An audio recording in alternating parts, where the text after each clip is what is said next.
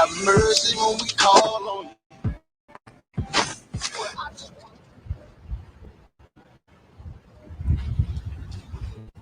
Okay.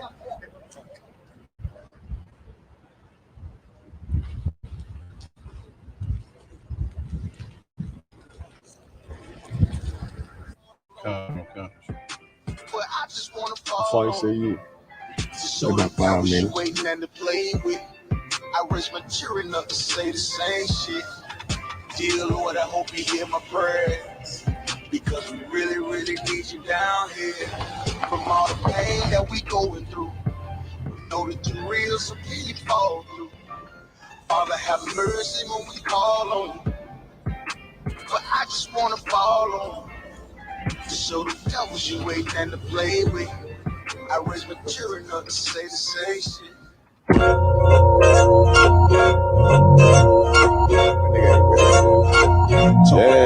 Yeah. Go ahead. Go ahead. Look, I keep it loyal to the team.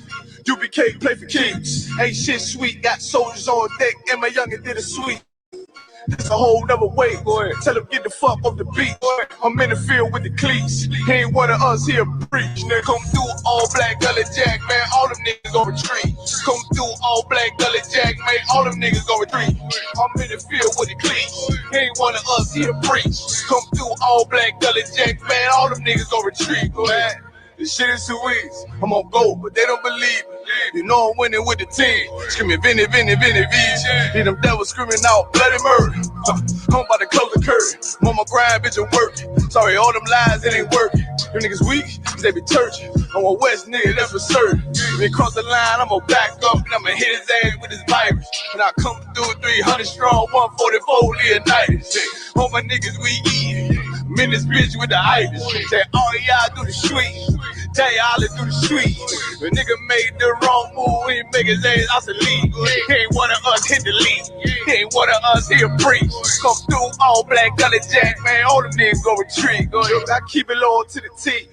UBK play for keeps. Ain't shit sweet, got soldiers on deck, and my youngin' did a sweep. This a whole nother wave. Tell him get the fuck off the beach. I'm in the field with the cleats. He ain't one of us here breach. Nigga, come through all black gully jack, man. All them niggas gon' retreat. Come through all black gully jack, man. All them niggas gon' retreat. I'm in the field with the cleats. He ain't one of us here breach. Come through all black gully jack, man. All them niggas gon' retreat. You see this look that's on my face, bitch, I'm for real with it. I hit the streets, put on my cleats, was in the field with it. You soft as cotton, just an actor, Uncle Phil with it. And then my targets on the move, but I can still hit it. Hey, I speak true cause it's necessary. Gullah Jack revolutionary. Cold on them like January. Commander General is a visionary. Soul food, no sweets. Your preacher man, he's sweet. Matter of fact, he weak. It's wartime for peace. Think you hard, nigga, you ain't. Fuck with us, nigga, you can't. You smart cars, we pace. We form up in ranks. We body bag this rap shit. All black, no bright shit. Real life, no cap, bitch. Fall on them, that's cap shit. But I keep it loyal to the team. UBK play for keeps. Ain't shit sweet, got soldiers on deck, and my youngin' did a sweep. This a whole nother wave. Tell them get the fuck off the beach. I'm in the field with the cleats. He ain't one of us here breach. Nigga, come through all black gully jack, man. All them niggas gon' retreat. Come through all black gully jack, man. All them niggas gon' retreat. I'm in the field with the cleats. He ain't one of us here breach. Come through all black gully jack, man. All them niggas gon' retreat. Go ahead.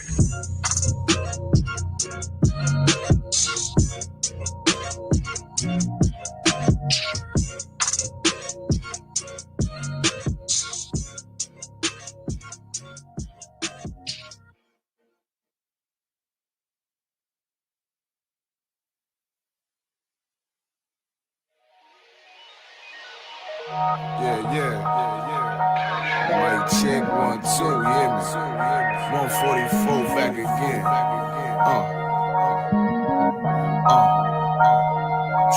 Run it back.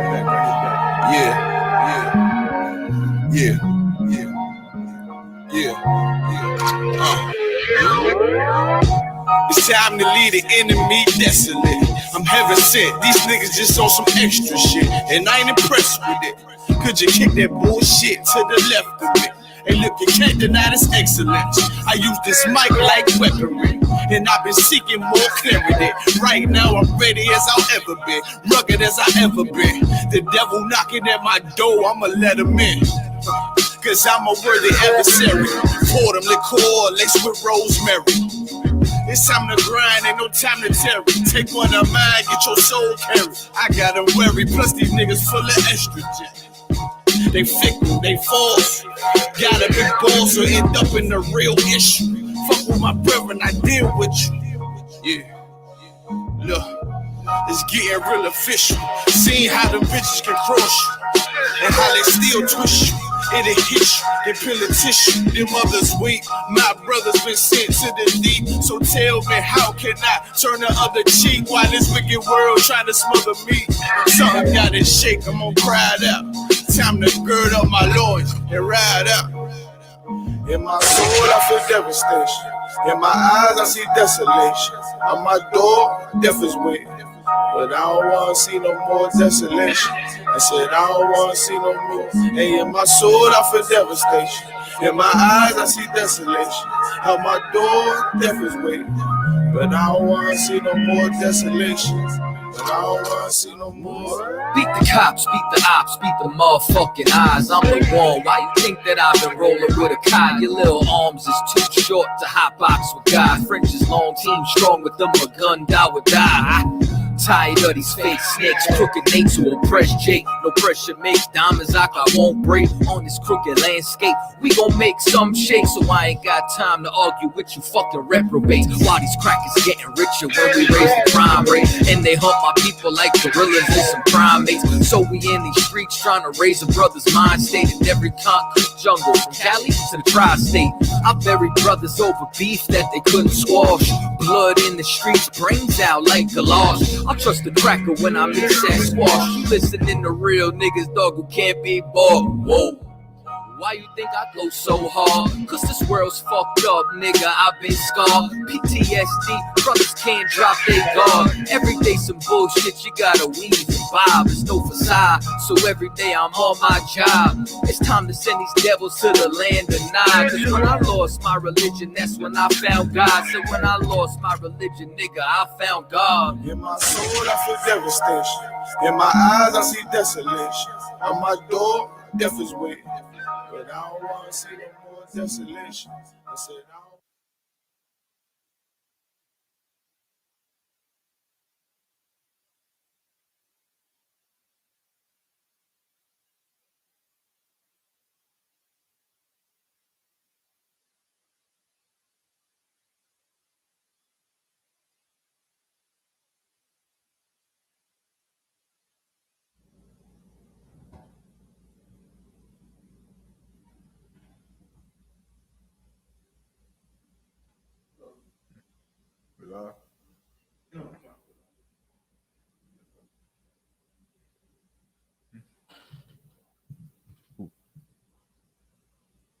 Okay. Okay.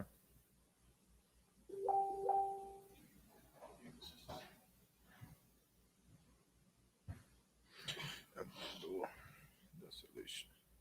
I don't want to see no more.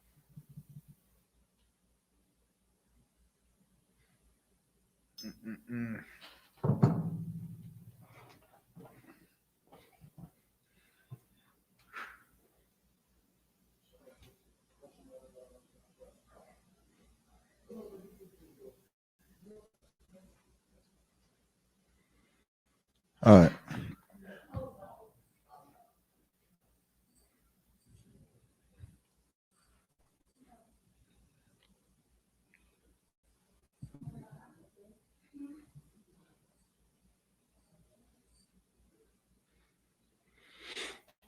I'm gonna give it one more second. Give me one more second before we begin.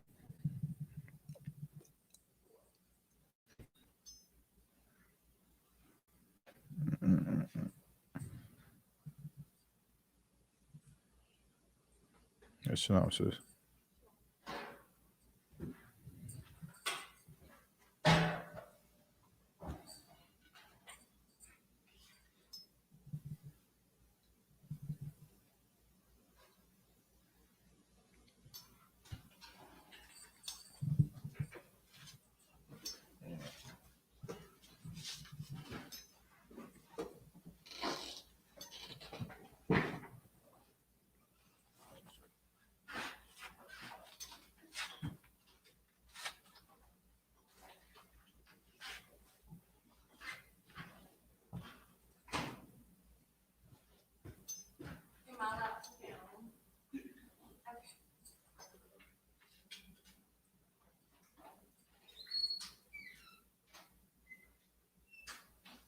I'm sorry. You have to smell this side.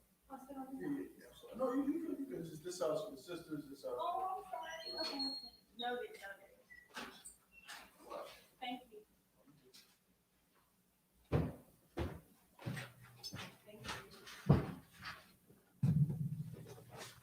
All right, let's get it on. We the Isupk. It's the Israelite School of Universal Practical Knowledge. Start out of 1 West 125th Street, Harlem, New York, under Commander General Yohana. You understand? We're gonna get into this Brotherhood class. Today is a very heavy topic because this topic today is it brings the spirit or the vibe of, you understand, like of chaos amongst the Black community, because you understand, with all the problems inside the Black community that we look at, you know, day in and day out, one issue that Black men have always had a problem overcoming is how to correct a Black woman. That's right. You understand? Because for so long in America, Black women have been raised and taught to be, you understand what, the most beautiful, the most precious, to be a princess, to ride in a carriage, to wait for a knight in shining armor. And so when the correction is heard or falls upon the ears of a Black woman, it's something that it's unheard of before. And so that's where a lot of the problems come from. You understand? But in the Isupk, on the Command General Yohana, of course, we don't fear Black women in here. And as a matter of fact, we love Black women so much that we're gonna tell them the truth, regardless of their feelings and regardless of, you understand, the repercussions of what that truth is. You understand? Before we get there, can I get Zephaniah chapter 2 and verse 1 when you get a chance, Baba Kashad? Ain't no sweat. Of course, does anybody have any questions online in the room? Just type your questions in the chat if you're online, and if you're in the room, just raise your hand. We'll get to it.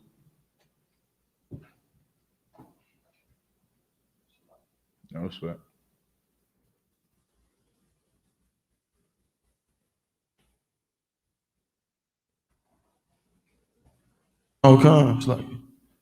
This is the book of Zephaniah, chapter 2 and verse 1. Gather yourselves together, yea, gather together, O nation not desired. So right here is what the Lord telling Blacks, Hispanics, and Native American Indians to gather together. You understand? This isn't talking about every nation. It's not talking about our oppressor, the so-called white man. It's not talking about the African man. It's not talking about the Chinese man. You understand? It's not talking about any other group or race of people on this earth except the nation of people who was undesirable on this earth. You understand? Which is the 12 tribes of the nation of Israel: Blacks, Hispanics, and Native American Indians. How do you know? How do you know that Blacks, Hispanics, Native American Indians are the only ones who are undesirable in this earth? Well, you could tell by a lot of reasons. You understand? You could tell by when you look at the UN, when you look at the nations who have representation on the seats at the tables of the UN. You understand? Who have ambassadors who go and meet with different countries and different continents and states and senates and congressmen on behalf of their people. When you look at who represents Black people in the ghetto, who does it? Nobody. That's right. When you look at who represents Mexican people at the UN, who does it? Nobody. Nobody speaks for the benefit or the behalf of those Mexican children stuck on the border in cages. Nobody steps up and speaks on the behalf of the Native American Indians who are being drunken, push the drunkenness out of their mind, living on reservations. You understand? But African people have that. You understand? There is a UN representative for the country of Nigeria. There's a UN representative for the country of Ghana, or for the country of Kenya or Sierra Leone. They have representation because they're desirable in this earth. They have a seat at the table where they can go and plead their will against any misdoings that's happening towards their people. Who pleads for the will of Black people in America? Nobody. That's right. You understand? You're not going to tell me that it's Jesse Jackson. You're not going to tell me that it's Martin Luther King or Malcolm X or Marcus Garvey or whatever bum pastor that you want to bring to the table that you're going to say is pleading for the will for the nation of Israel, because they're not. You understand? They don't know how to lead Blacks, Hispanics, and Native American Indians, which is why the condition of Blacks, Hispanics, and Native American Indians have been on a drastic decline for 400 years in America. You understand? While they've been in leadership. You understand? We so quick in America to go and vote a president out of the office when we believe that he hasn't done a good job for 4 goddamn years. However, Christianity and these Christian leaders in America have been doing a most heinous acts and a terrible job and leading blacks, Hispanics, Native American Indians for 400 years, and we have never got the idea to vote them out of office. That's right. You understand? We've never got the idea to vote Christianity out of office, to vote Islam out of office, to vote loving these heathens out of office. You understand? Well, it's time for these prophets in this Bible to show you where, you understand, where our salvation is, man. And our salvation is loving each other, loving blacks, Hispanics, and Native American Indians, man, and loving us only. You understand? That's the only way that we're going to be saved here in America or throughout the world. Keep reading, or read it from the top if I could. Let me get this live restarted. The book of Zephaniah, chapter 2 and verse 1. Mhm. Gather yourselves together. Yea, gather together, O nation not desired. Verse 2. Before the decree bring forth. Oh, and Salaga, if I could, you understand, even because I know a lot of us think that we African or whatever, but when you think of these other nations, even Hawaiian, right? Hawaiian culture comes to America, and do they get shunned for their culture? You understand? When have you ever seen Hawaiians get shunned for them doing that whole unka unka unka maui maui maui unka unka? It's actually celebrated when you look at American football, right? It's celebrated when you got a Hawaiian on the team who can come and do whatever retarded dance that is, or Polynesian or whatever the hell you want to call it.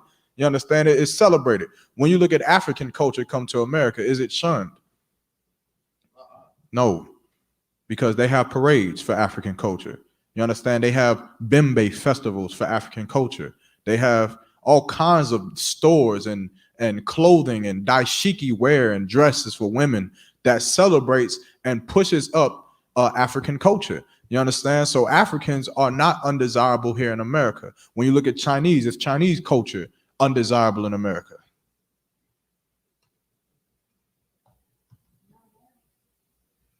They're not.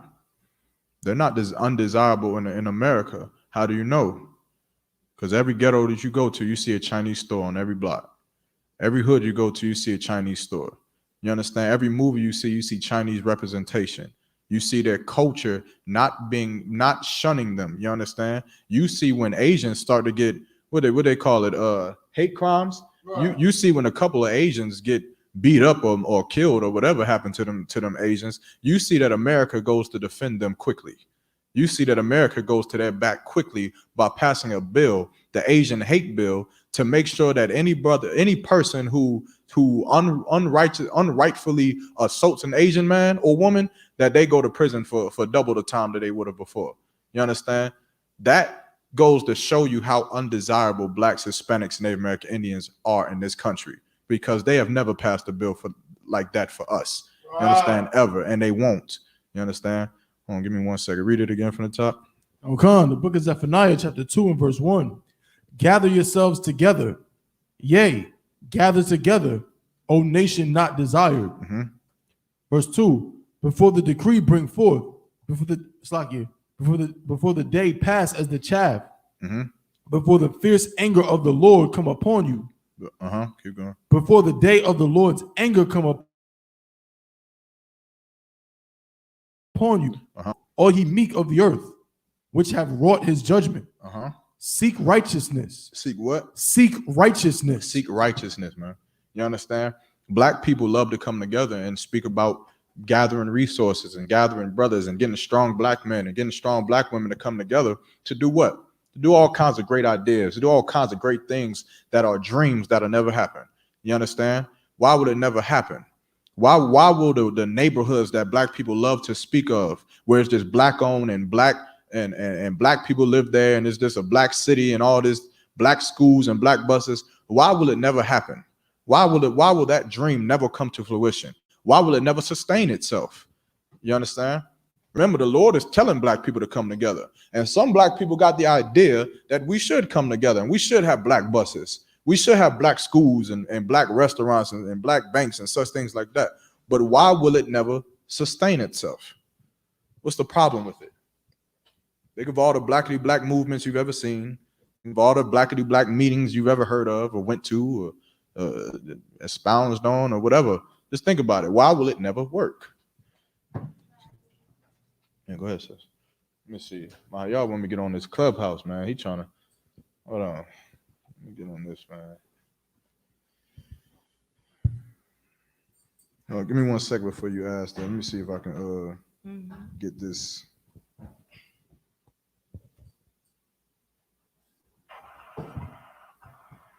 Hey, Mahaya, I don't know how to do it, man. You might have to run the room yourself.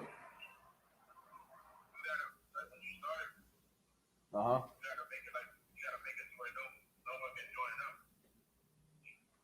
Make it.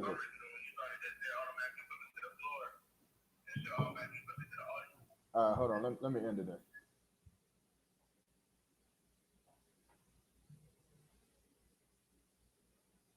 Hold on.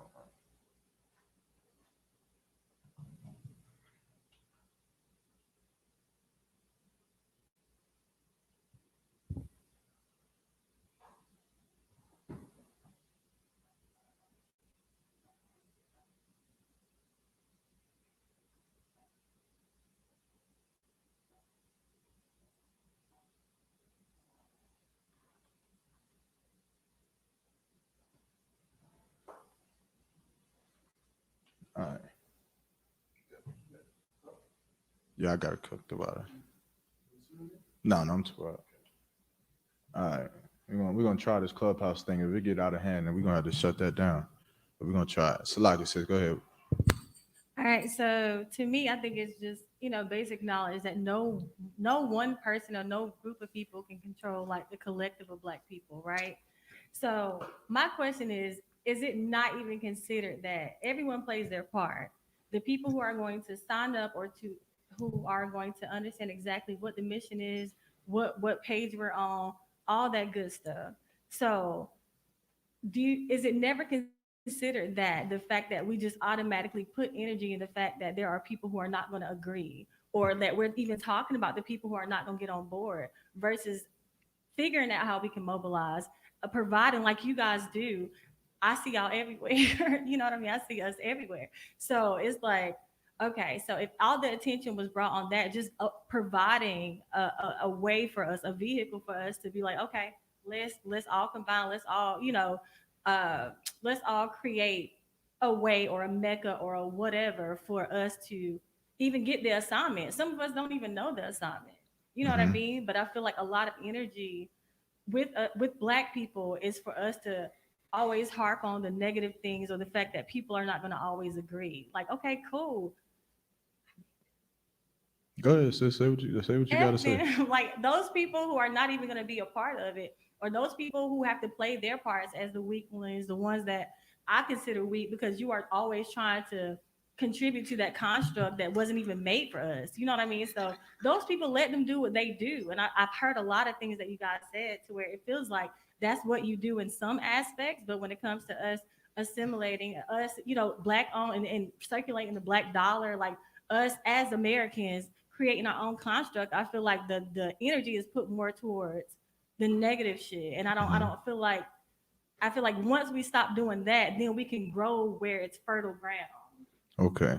I'm gonna answer this in a couple ways, but then I'm gonna re-ask my question, because I'm gonna restate my question first. But my question is with all the people who are actually trying to mobilize Black people to buy up neighborhoods, to buy different buildings and infrastructure, so that Black people as a together in America can come together and live in a Black neighborhood together, where it's just Black people in there, and go to a Black school where it's only Black kids in that school, Black teachers, Black professors, what have you.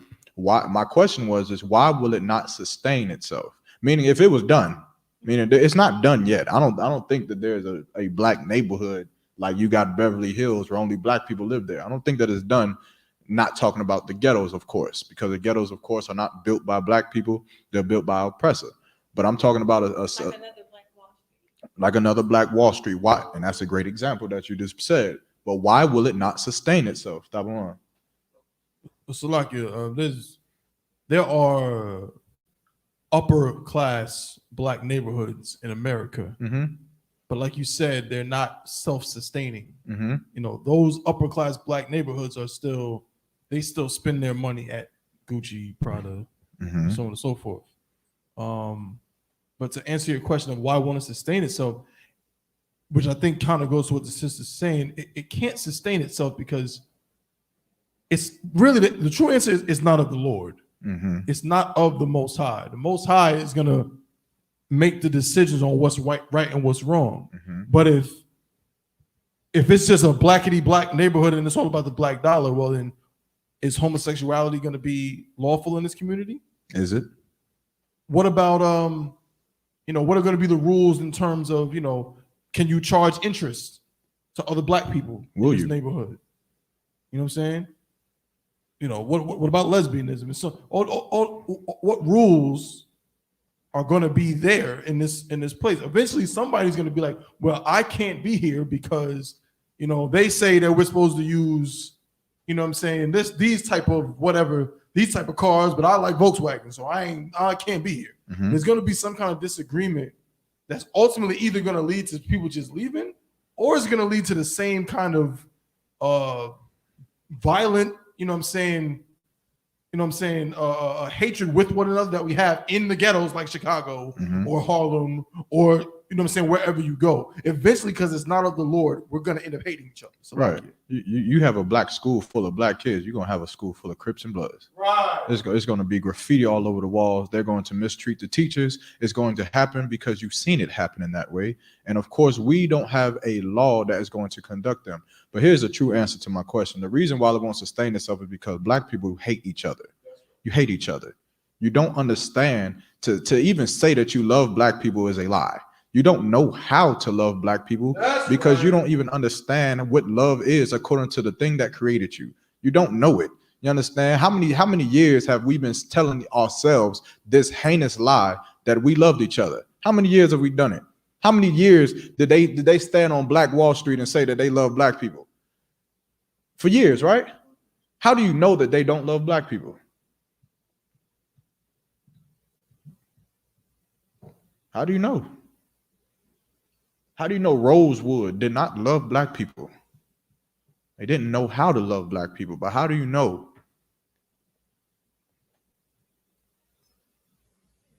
Remember, people say this all the time, right? Even your blackity blacks today, some of the most blackity black men that you know claim to love black people so damn much, but how do you know that they don't? What's an example that you can give to show they really don't love black people? They really don't. If you don't got it, I'll give you one. Get you thinking. That same blackity black man who claims to love black people goes home and sleeps with a white woman. That's right. You understand? So how can he love black people? Those same neighborhoods, Rosewood, messed up because of what? Because they allow our oppressor to come and do business with them. They allow our oppressor to come into their neighborhoods and into that city. And then we've seen the repercussions of it. Black Wall Street isn't here because some nigga thought it would be better to do deals with our oppressor instead of with each other. You understand? And we constantly believe that somehow our oppressor being a part of what we do is what makes ourselves justified. It's what validates what we do. And that's the problem with why we cannot self-sustain each other, because we don't even know. Like the sis said, what is the mission? Well, that's a great question. We've been here for 400 years and we still don't know what the mission is. We still don't understand what it is that we should do, how we should mobilize as black people. That's the problem. And the problem with a lot of these blackity black groups is they don't understand that a lot of you've wasted your time. You've had your time to tell black people what to do. Marcus Garvey has held a seat and has given his ideas on what we should do, and he failed us. Martin Luther King has given his idea on what we should do as a nation of people, and he's failed us. Malcolm X gave his stance on what we should do as black people, and it all failed us. Everything that we've ever tried in America has failed us. But there's one thing that we have not tried, which is to follow these laws, statutes, and commandments, to follow a law that is not built by a man. You understand? Not to go and follow some Moors BS, not to go follow some old some man who written some kind of fake constitution mimicking after the constitution of the so-called white man. You understand? Because of course, following after him, you're going to find flaws. You're going to find flaws in him, which is the problem with blacks, Hispanics, Native American Indians. Today, we are so lustful over following after some man, after following after some president or some Senate or some city council member that we believe by putting our vote into him, that he's going to change the condition of our life. You understand? Or by putting tithes money in some wicked Christian pastor's pockets, that he's going to change the condition of our life, when we should be putting our vote into these law, statutes, commandments, man. Yes. We should be putting our vote into righteousness, like the scriptures just saying. How do you self-sustain that school? Well, you teach those black young children and black young boys and girls that it is a sin to murder each other. That it is a sin to sleep with another man's wife. That it's a sin to eat shrimp, crab, pork, and lobster, to get tattoos, to celebrate Christmas, to celebrate Valentine's Day and birthdays and Halloweens. You tell them that, and then those black boys and girls, they'll grow up in a society where they won't have drug addiction. They'll grow up in a society where they won't have gun violence, where they won't have brothers killing each other. You understand? Oh, because a brother done slept with another brother's girl. You understand? They won't live in a society where their grandfathers and aunts and uncles are dying by the hundreds of thousands because of gout and heart disease and high blood pressure. You understand? And all of these other wicked diseases that come amongst black people because we choose to disobey the Lord, man. You understand? You want to know why our condition is the way that we are? It's because everything that we love goes against what the Most High tells us to do. And so we suffer for it. You understand? We love pork in America. And then we cry to our pastors when our aunt gets gout. Or we cry to our pastors when our mom gets heart disease or cancer. We love to smoke in America and cry when we get lung cancer. Can you imagine? You understand? When the Lord has already given us the mission. The mission has already been put right in front of us thousands of years ago. These prophets gave us the plan and the constitutional mission to get out of this hellish condition that we call America. But yet, instead of following it, we want to follow our own mission. We want to do what we want to do. We want to speak about blackity black love, but then we want to go sleep with some stinking white woman. We want to speak about blackity black love, but we want to put all of our thousands of dollars into Christmas, into Halloween, and birthday parties, and Mother's Day, and 4th of July. That's what we want to do. You understand? That's the problem with us today in America, man, is that we don't know how to love each other. We don't know what love is. You understand? We don't know how a woman should love her husband, or how a husband should love his wife, or how a mother should love her daughter or her son, and how a child should love their parents and honor their parents. But that's why these laws, statutes, commandments was given to us, man. Not so that we can go and live life and figure it out after 30 years, after you become 30 years old, 50 years old, 70 years old, and now you figured it out. You're supposed to be learning these things as you are a child, man. Like the scriptures say, train up a child in the way that he must go, and that way when he get older, he shall not depart, man. I'm paraphrasing. But this is very important to the condition of blacks, Hispanics, and Native American Indians. It's very important for black people to stop thinking that we have the option of figuring out ourselves. We have the option of getting with each other and talking about some kinds of ways to fix the condition of black people, because we've been trying it for 400 years and it has not worked. It has not worked. You understand? How many meetings have we had and we still killing each other at an alarming rate? How many discussions have we had and we still are dying at an alarming rate? You understand? It's time for blacks, Hispanics to listen to God. You understand? Listen to the words of the Most High when it comes to dealing with your family, when it comes to dealing with your brother or dealing with your sister. You understand? This is what we should do, and this is how we fix the condition of our people. Keep reading. Come. The book of Zephaniah, chapter 2 and verse 3. Seek ye the Lord, all ye meek of the earth, which have wrought his judgment. Seek righteousness. Seek what? Seek righteousness. Seek righteousness when you come together. You understand? Seek righteousness. Like the sis said, well, brother, if somebody ain't trying to be on the same mission, ain't on the same page, then F them. Well, no sweat. You understand? But you should be seeking righteousness, and that's what we do here in the Isupk. We tell brothers the truth according to this Bible. We tell sisters the truth according to this Bible and what they doing wrong. And if a brother or a sister ain't with it, then F them, man. You understand? To hell with it. But we gonna build our community up in here. You understand? We gonna build our kingdom right up in these rooms that you see. You understand? That's exactly what we're gonna do. And while the rest of the world wait another 400 years having meetings about being more African than what we've already been, and maybe that's gonna fix us. You understand? Maybe we wear more dashikis. That's gonna help. You understand? Maybe we, go build more African schools. That's what's gonna fix us. You understand? Maybe we be more Chinese. Maybe we be more like our oppressor. You understand? Shave your face a little bit more. Get your hair cut a little bit more like how they is. Straighten your hair and bleach your skin to be a little bit more like they are. Maybe that'll stop them from killing us in the street. You understand? When that's nonsense, man.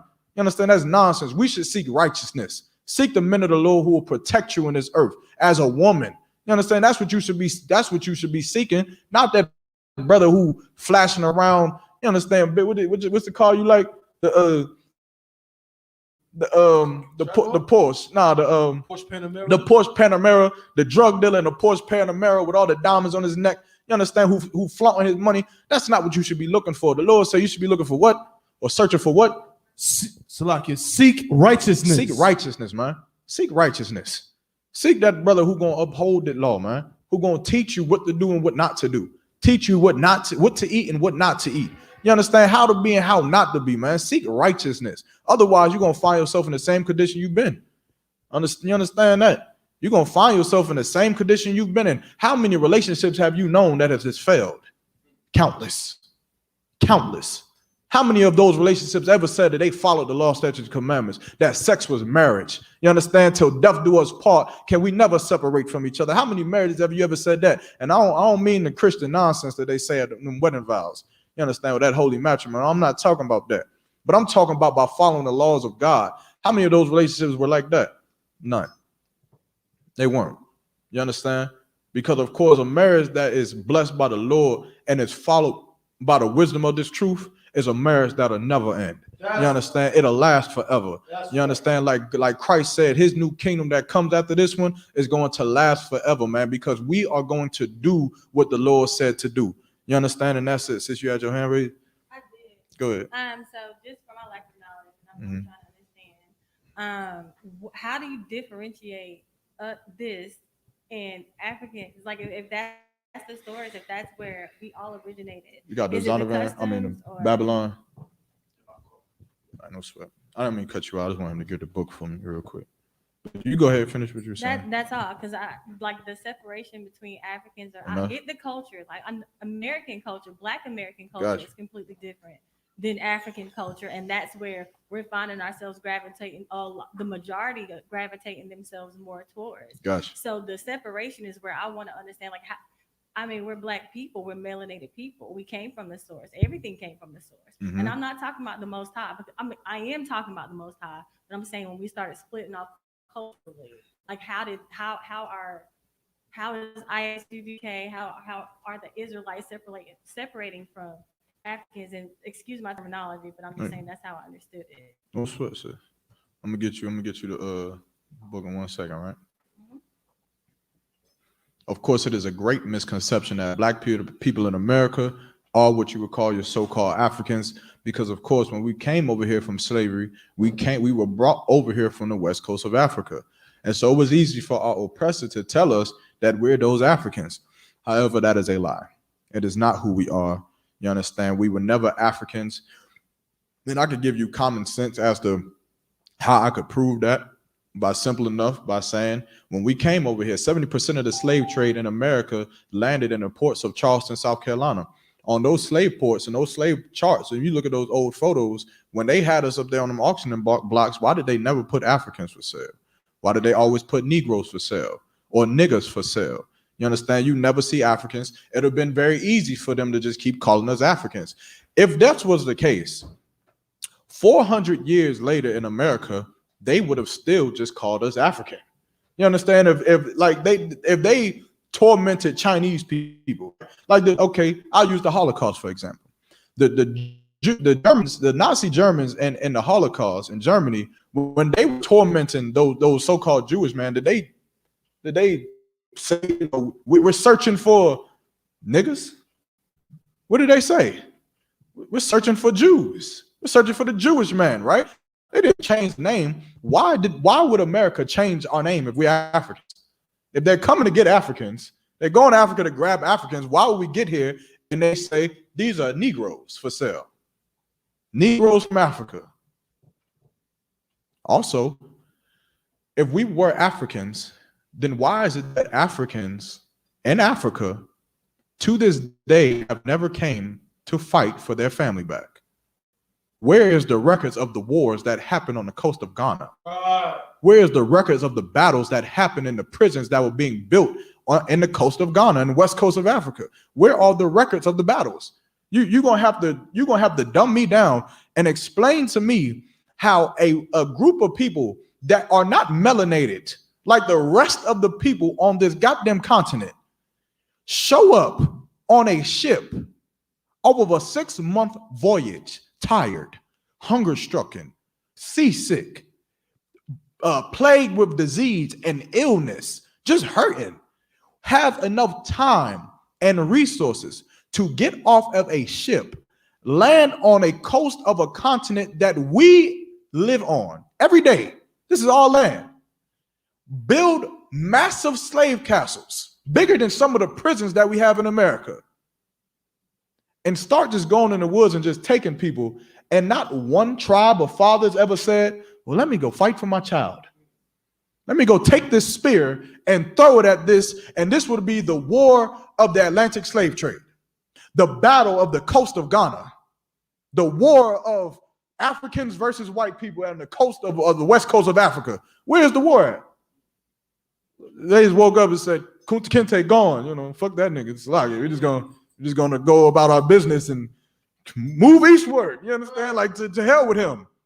It doesn't make sense because there was no war. There was no battle because it wasn't them getting Africans. They knew that they were searching for the true biblical Jews, which are the Israelites that the Bible speaks of, and that we were living amongst the Africans, which is why the Africans sold us unto them, unto the so-called oppressor. Read what you got. This is Babylon and Timbuktu, and we also gonna get in the Bible, right? I'm gonna show you who the Africans are. Even to this day, did you take the video of the African at the Juneteenth festival? I took one. Do you got him saying he knows that we're not the same? By the time I got on the phone, he was like, he didn't want to say nothing. So Okay. So how do we tell? Well, I'm gonna tell you. I mean, it's very easy. It's very easy. John, let me read this. Go ahead. This is the book from Babylon and Timbuktu. Mm-hmm. Now, this is how we got to Africa. How did we get there? Why were we there? You understand? This is why. Keep John, going. by Rudolph R. Windsor. Mm-hmm. This is page 84. Mm-hmm. In the year 65 BC, the Roman armies under General Pompey captured Jerusalem. Do we got this up? What you need? How long will the TV get up? I want to post a pic. Let's get that up, right? We're just gonna come back to it. Okay. So yeah, right? Because this was a very prominent time, right? For Rome, because Rome around this time was seeking to destroy everything. If you know of a man by the name of Alexander, right? This was the time of Mattathias. And Alexander was a man that when he got into rulership, I think Alexander got into rulership right after I think it was King Darius. I think he was the predecessor to King Darius. King Darius is King Xerxes' father. If you ever seen the movie 300, is after him, right? After King Xerxes? Before that. So after King Xerxes and the Persians were ruling, Alexander took over. And when good. No, you good. I was going to say, I know what you're talking about because in the movie, they show you that, when Leonidas in the 300, they lost, right? But what happened was, remember at the end, they show the Spartans coming back. Right. That's basically the beginning of, I forgot, I think it's the thing called the Persian War, which eventually led to when Alexander came along and he was able to take over. So that was the start of the conflict. And when Alexander took over, Alexander wanted bloodshed. Alexander sought to go and take over countries and city-states and provinces. He went to go take over everything. Egypt, he went to take everything. You understand? That's what Alexander wanted to do. Of course, Alexander ended up dying and he left his friends. You understand? Alexander had many friends who he was raised with. You understand? And these would have been his servants or his right-hand men. You understand? Whatever you want to call them. But when he died, he left. And I don't think did Alexander have children? I don't think he did. I'm not sure he did. You understand? Because they definitely are very homosexual. And they definitely believe that a woman is useless, and especially back then. I mean, they think that today, but especially back then, they preferred to sleep with men. You understand? and the Roman and Greek.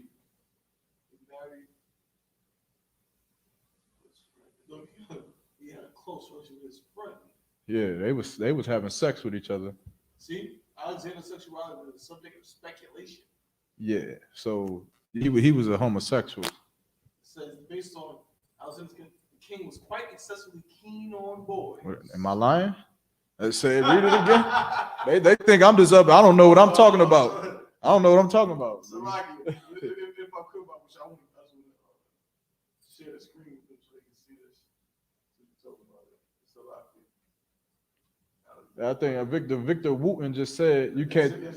That's young man. Okay, so like he said what? You can't take 10 people from a place without starting a war. You understand? You can't take my one daughter away from me without starting a war. Go ahead, yeah.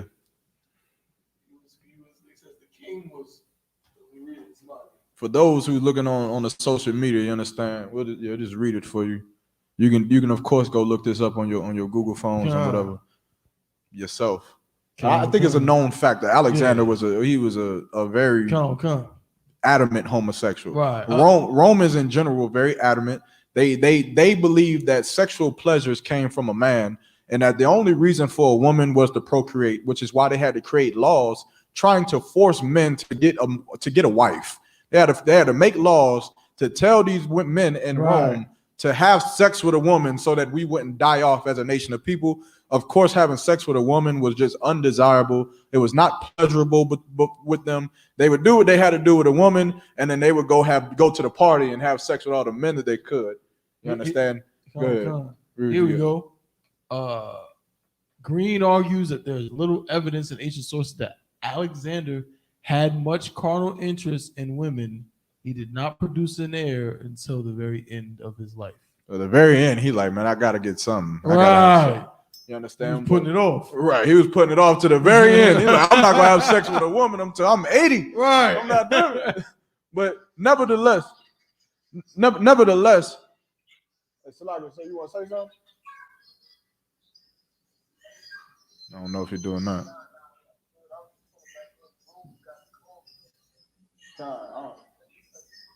I gotta do what? Oh. I think it's open now, but Salaga. But all right, so nevertheless, you understand, Alexander, he left his empire, whatever he was building, to his friends. And when his friends took over, you understand, they went and they started to slaughter every goddamn thing. You understand? And just continue what Alexander was doing. So if I could look up the Judea captor, right? This is what was going on around this time. Judea capture? Yeah, it's a coin. It was a coin that right there, the captor. It was a coin that was going around, that was being used around this time, and on this coin it'll show you. Let's go to the images.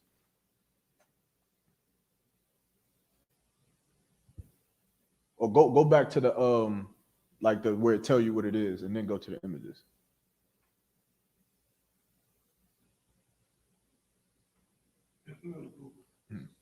Yeah, no sweat. We of course know what Judea is.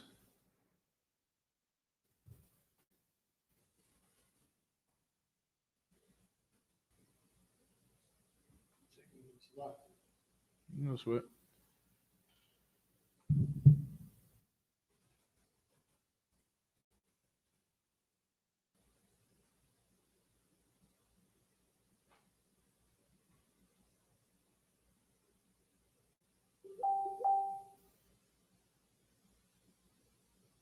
And so, like, if you look at these coins are showing you what?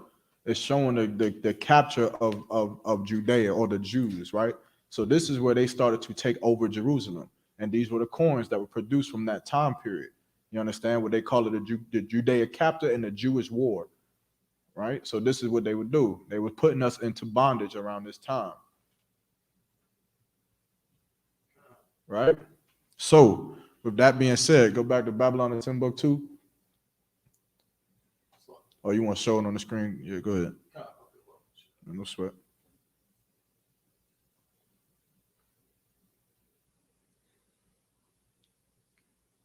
It actually says Vespasian. This is the exact same time, right? All right, we're gonna read about him in a second. Salakia. Yeah, no sweat. Come. From Babylon to Timbuktu, page 84. In the year 65 BC, the Roman armies under General Pompey captured Jerusalem. So they captured Jerusalem at this point. They took over Jerusalem. They didn't put an end to the city, right? And so Jerusalem was still a city at this point. We were still living there, still able to do whatever we was doing. The only difference was what?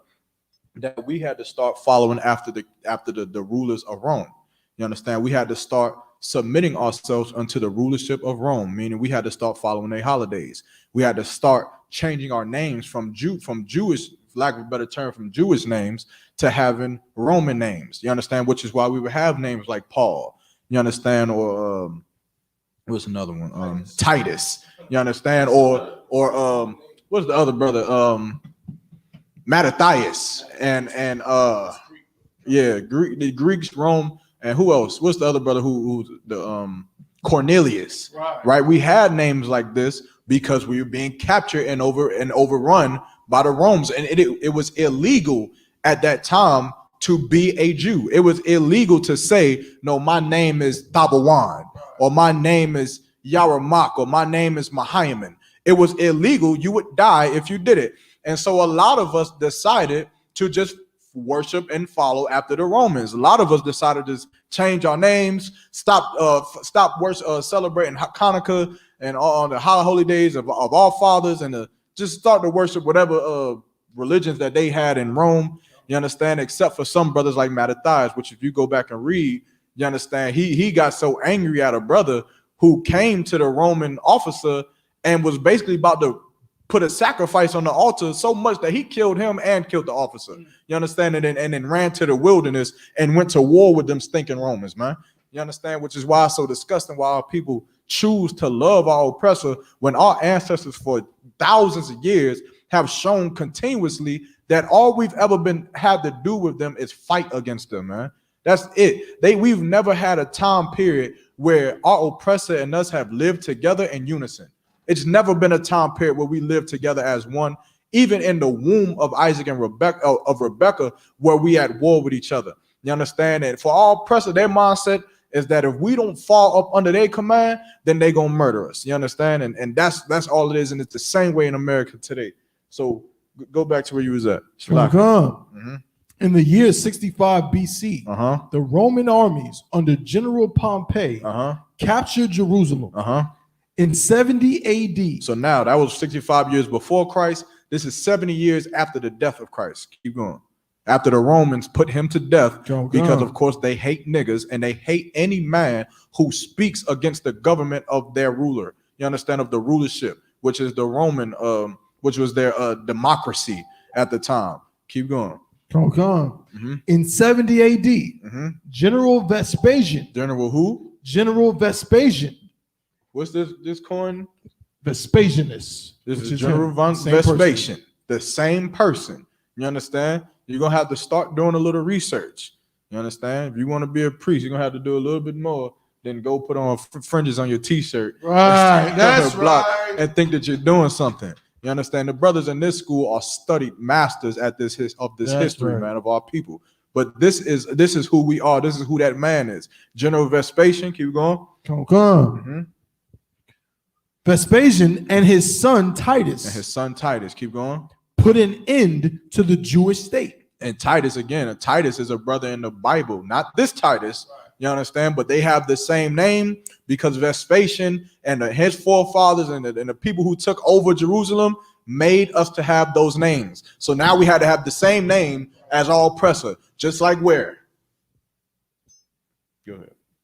Just like in America today. You understand? You got boys named Jake. Right. You understand? Just like their slave master name is Jake. This has never changed. There's nothing new. Slavery under our oppressor is not a new thing. It's not a phenomenon that we're enslaved by a white man. This has happened before. Keep going. Or read what you got. I mean, go ahead. So like I was going to say what you're saying is heavy because every single one of us, every black man in America, I'm willing to bet, knows at least one brother named Marcus. Right. Marcus is a Roman name. Exactly. Come on. You understand? Or It's so many names that brother just got. In Atlanta, they all named Quintavious, Javius, like DeMarcus, right? You understand? There's all kinds of names just named by our oppressor, right? Edwards, your last name, forget about it. Forget about your last name. What other? I know some brothers named Eugene. You understand? Grant. You understand? All of these names that we got are from our oppressor, man, and it's just showing the ownership. You understand? We think that it's a proud thing. And my last name is Edwards, and I stand for that. And my family this, my family that. Boy, you good night. You understand? You just showing how much of who you belong to. That's right. You understand? What did they did that other where else at? On the slave plantation. If you belong to the Garvey plantation, then your name was attached to Garvey. You understand? But no sweat. That's off topic. But keep going. Salakia. Mm-hmm. In 70 AD, General Vespasian and his son Titus put an end to the Jewish state with great slaughter. With what? With great slaughter. With great slaughter. This is the history of our people. This is not African history. This is not what the Africans had to go through. This is talking about the Jews of this Bible. You understand? Keep going. During the period of the military governors of Palestine, many outrages and atrocities were committed. What is an outrage or atrocity? What is a type of atrocity that was committed? Lynching. You understand? Burning at the stake, tar and feather, gouging of eyes, force feeding. You understand? Just mutilation, buck breaking. These are atrocities that happened thousands of years ago. Where else did those same atrocities happen? Here in America. You understand? Right here on the same land that we walk in today. Right in these same streets. You understand? In the same streets of Durham, North Carolina, there are black men who were mutilated by some devil. You understand? Just because of his skin. Just because he had a nigga attached to him, he was mutilated in front of his wife and children and raped in front of his family just because of who he is. And they've been doing it for thousands of years. You understand? Keep going.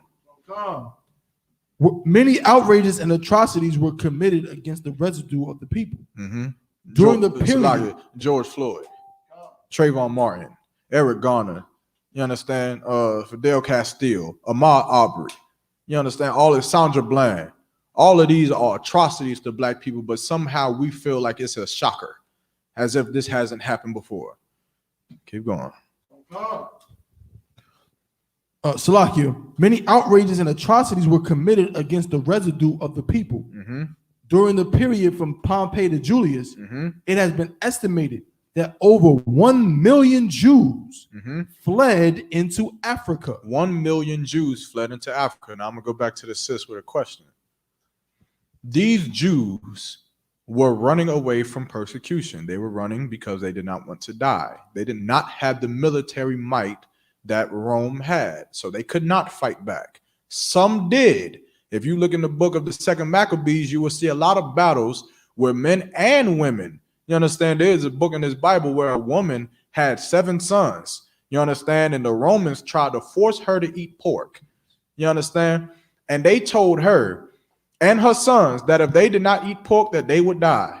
And the first son came up, and he said, it is good to die by the hands of men, knowing that I would be reborn again. You understand? By my Father, by the Lord.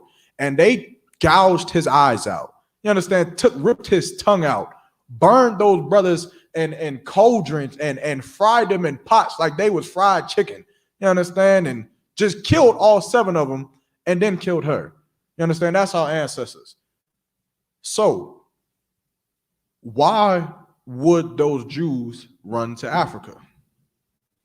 I ask you. Or why would you think they would run to Africa?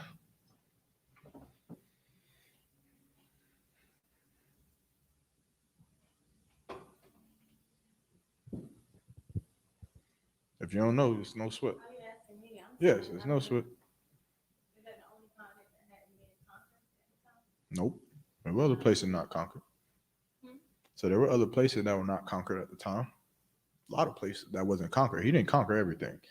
Conquered a lot, but not everything.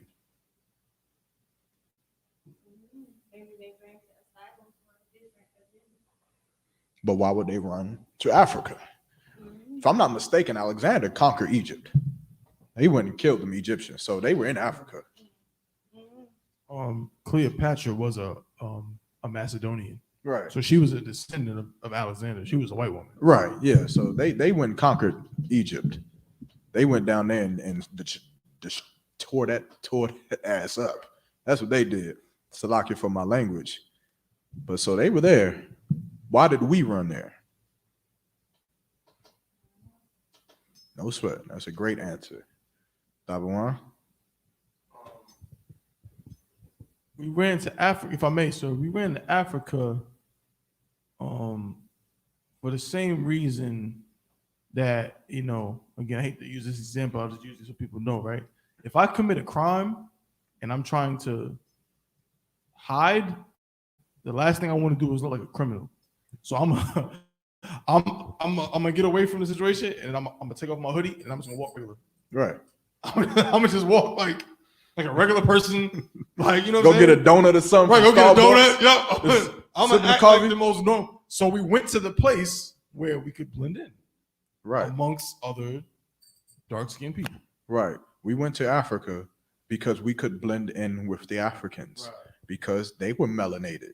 And we were melanated. Right. And so we went there because we wanted to hide from the Romans. And we knew that if we went to Africa, then it would be a little bit more harder for them to point us out or to pick us out of the groups, out of the tribes, out of the neighborhoods, or whatever you want to call that we lived in. The same example he gave. If I'm going to run away from the police, I'm not going to Beverly Hills. Right. That's the last place you're going to, I'm walking down the street, they're going to be like, we're looking for a thief. They're going to be like, well, there's a nigga on the sidewalk right here. That's him. Got him. You understand where I'm going to go? I'm going to go to the deepest, most poorest ghetto ever. Right. I'm going to be sitting right beside all the thugs. They're like, we're looking for a thief. And everybody going to look at them and say, well, we all done stole something in this mug. You feel me? Like, we all thieves. The cops are going to go about business. Because he's not going to be able to determine which one of these are the ones that I'm looking for. What you got? Salaga, so what you're saying is just so heavy. And an example I can think of, I remember, you know what I'm talking about. Alpo said, right. He said when he got like a federal charge, he was on the run from the feds. He was like most wanted list. And Alpo is for all the people listening, right? Because a lot of people don't know this either. But if you ever watch the movie Paid in Full, it's a great movie. Right. However, I think 75% of that movie happens to be a true story. Yeah. And Alpo is Rico in the movie, who was played by Cameron. He was a real drug lord who ran Harlem in New York and did a little work in DC back in like the early 90s, late 80s, time like that. So this is who he's referring to. You've seen that movie. So he was on the run. So after he left New York, he went to DC. He's on the run for like murders and like drug trafficking on a high level. Right.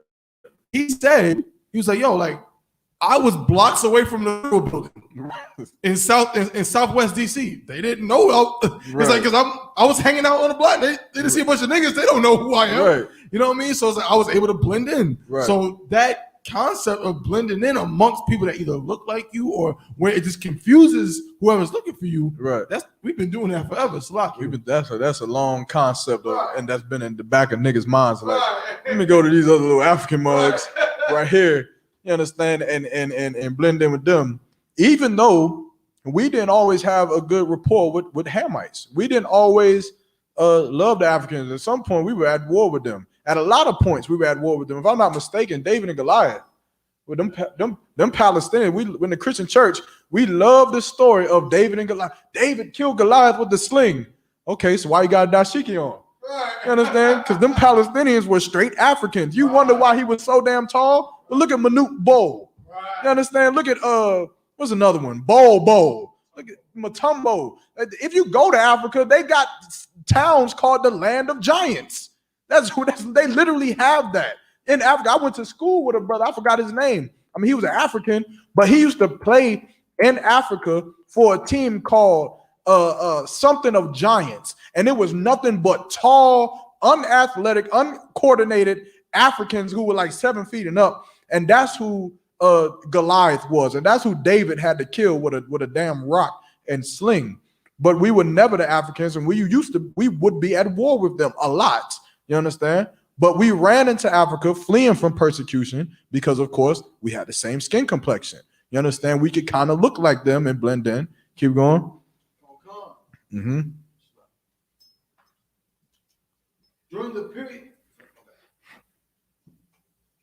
During the period from Pompey to Julius, it has been estimated that over 1 million Jews fled into Africa, fleeing from Roman persecution and slavery. The slave markets were full of black Jewish slaves. Hold on 1 second. You got to read that very slow because we Africans. You understand? These people who are not from Africa are running to Africa, but they were what? Salakia. The slave markets were full of black Jewish slaves. Of black Jewish slaves. No sweat. Keep going. Okay. And then it quotes Deuteronomy 26. Keep reading? Yeah, we can go okay. there. And the Lord shall scatter thee among all people, from the one end of the earth even unto the other. And there thou shalt serve other gods. You shall serve other gods. You understand? You're going to serve the African God. You're going to serve those 11 deities in Ma'at and Herakahuti. And you're going to do your pahat and your libation. And you're going to worship Sebek and Heru and all of these other gods and Christmas and Santa Claus and Valentine, Saint Nicholas and all of this. You're going to worship these other gods. Keep going. And there thou shalt serve other gods, which neither thou nor thy fathers have known. Which neither thou nor thy fathers have known, meaning your ancestries did not know about these gods. You understand? When we got over here from slavery, we didn't know about no Herakahuti. We didn't know about no Ma'at, or whatever the hell else them 11 deities you want to follow. We didn't know about none of that. You understand? Abraham, Isaac, and Jacob damn sure didn't know about none of that. The woman in this book of 2 Maccabees did not die for no Ma'at. They did not die for no stinking mud-slinging doodoo god. They did not die for that. You understand? Which is the problem with blacks and Hispanics in America today. Keep going. Or is that it? Sluggy, that's it, sir. Well, let me get the Zondervan Compact Bible Dictionary. We're going to keep going. Let me get Ham. We're going to show you exactly who they are. And then let me get, I think it's one right here. And then let me get Deuteronomy chapter 28 and 60. We're going to end on that. So we get into this topic.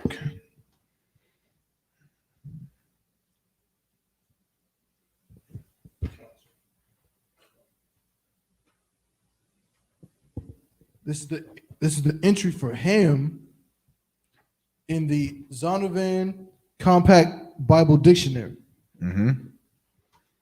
So of course we know that like all the nations on the planet Earth progenerate from three people. You understand? Shem, Ham, and Japheth after the flood. The flood is a story in the Bible because of course if you go into the Bible, the sons of God, which were men, went and started sleeping with every goddamn body, with the daughters or whatever. And of course the Lord was angered by that and flooded the whole earth. You go into any culture on the planet Earth, and they all have a flood story. You look at the Chinese, they have a flood story. You look at the Middle Easterns, they have a flood story because their people came from the aftermath of that flood through their forefather. But keep reading.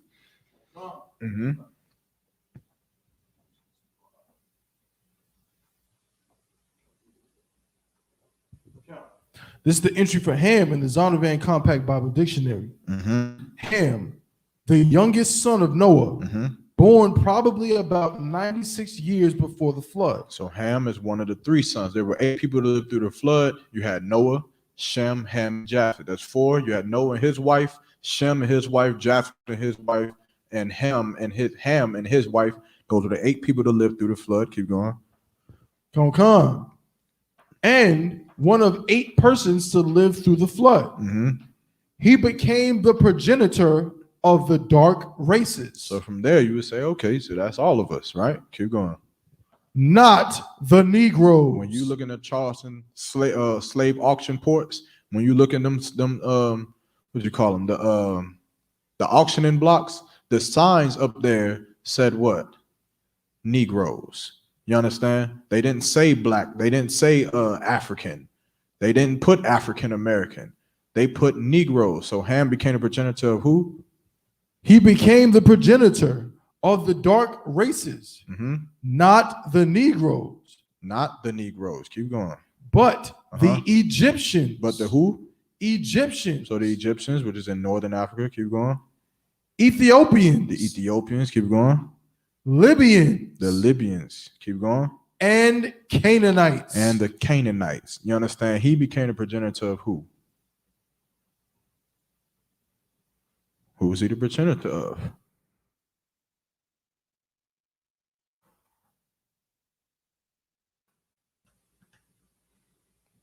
Anybody online? Let me see if anybody online got it.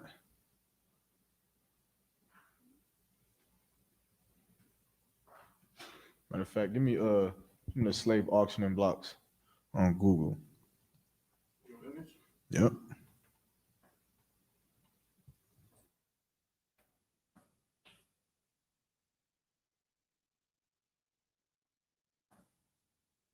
They got some up here where it was stores. I'm looking at a storefront. Like you would go and buy some sneakers. They got a storefront. Nah, so go to just type in slave auctioning blocks. So there we go, right there too. But I want to find this storefront. Type in slave auctioning blocks on. You might have to go to Google, yeah.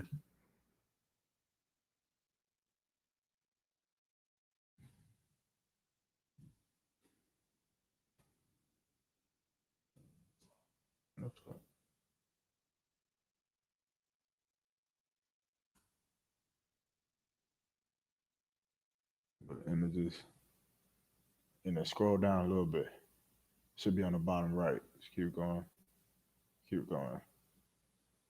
Should be coming up right there. They had storefronts that said what? Auction and African sales. La. So what does it say?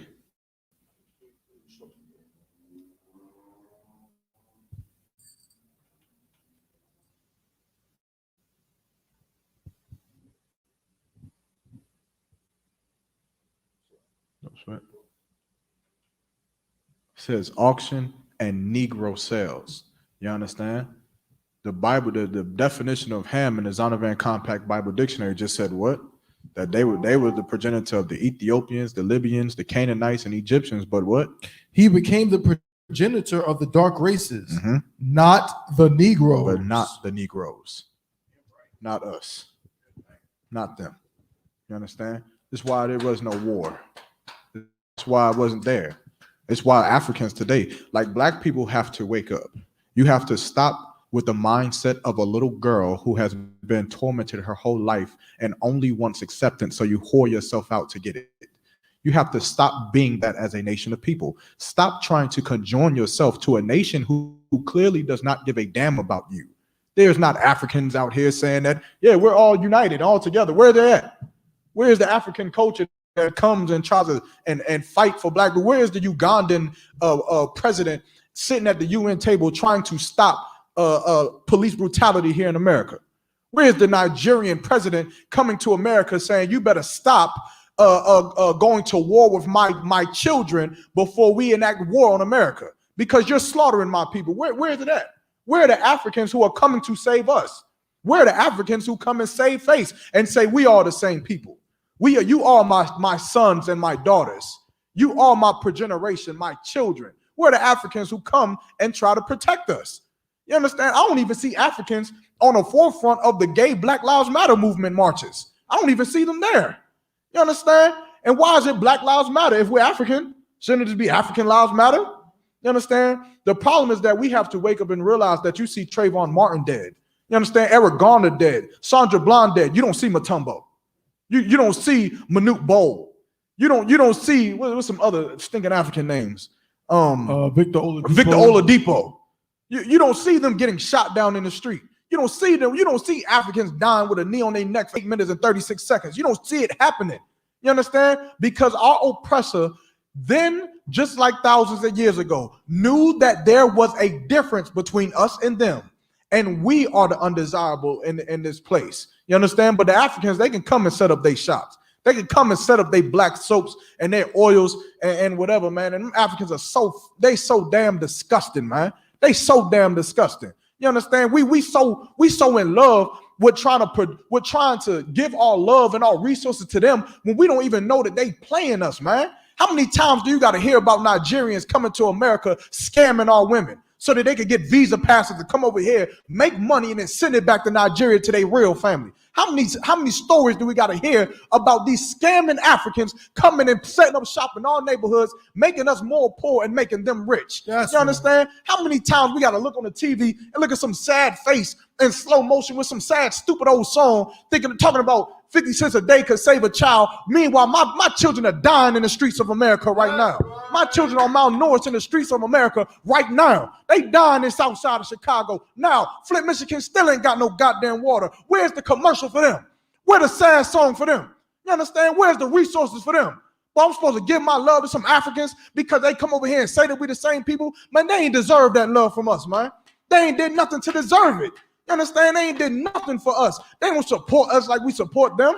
You understand? And they ain't came over here and never once said that we the same. Never. And to even say that you're an African, this just shows how ignorant you are, because Africans don't even call themselves African. That's a continent, man. That is a whole continent with over 56 different countries, with over 264 different tribes within that country, and those tribes hate each other. They murder each other in them stinking tribes. They make their children at 12 and 14 years old to pick up AK-47s and go and murder each other and risk their lives. And that's the custom that we supposed to love. They go and worship Rod and doo-doo and flies and cows and have rituals where they make their women to put plates in their lips and put rings on their neck and cut themselves. And that's the people that we supposed to be? That ain't who we're supposed to be. If you want to be an African, go put a plate in your lip. You understand? Go put a ring around your neck. If you love the Africans so much, then love Africa. Be an African if that's what you want. But if you don't want to do those things, then you have to be honest and say that it's disgusting. It's a disgusting thing. Just like the Chinese. Nobody ever said they want to be a Chinese when we bring up the lotus foot. We bring up the lotus foot and how Chinese men make their women to make their feet look like this. Like a foot, like a balled up fist. Nobody ever says, oh yeah, let's go be Chinese and let's go make our women do that. It'll be appalled to do that. It'll be asinine to ever make our women do that because we're not Chinese. Niggas don't live like that. You understand? Black men don't live like that. Black women don't do heinous things like that, such disgusting things like that. And it's because we're not them. You understand? The same way we're not the white man, the same way we're not the Middle Eastern or the East Indian. We're not the stinking African, man. That is not who we are. You understand? And we have to get out of this infatuation with being Africa, because Africa does not have an infatuation with being us. You understand? They don't fight to be one with blacks and Hispanics in America, man. You understand? And it's a disgusting thing. And if I could, give me Deuteronomy chapter 28 and 68, and I'm going to get off this, right?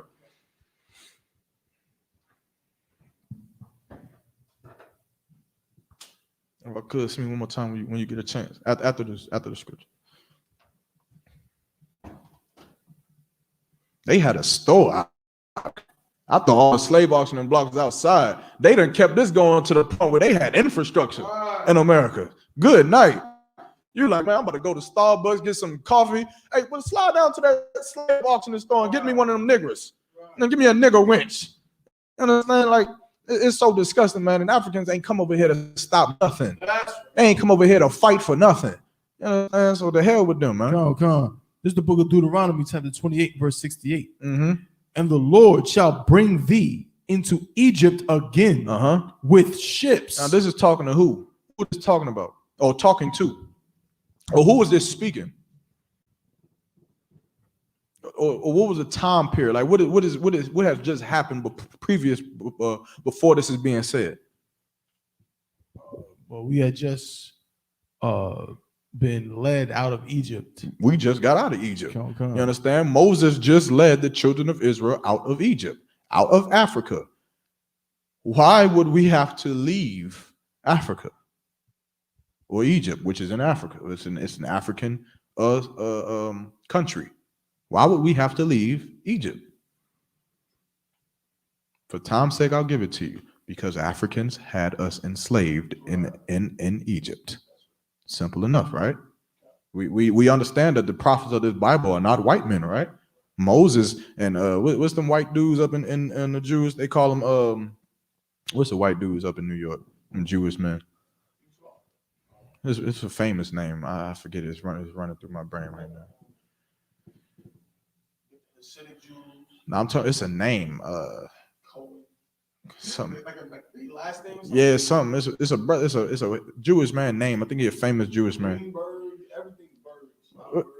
Whatever. One of them Jewish men. We do know that it's not them who was building the pyramids. It wasn't them who built the Sphinx. These were black people who built the Sphinx, the pyramid, the monuments in Africa under Africans. You understand?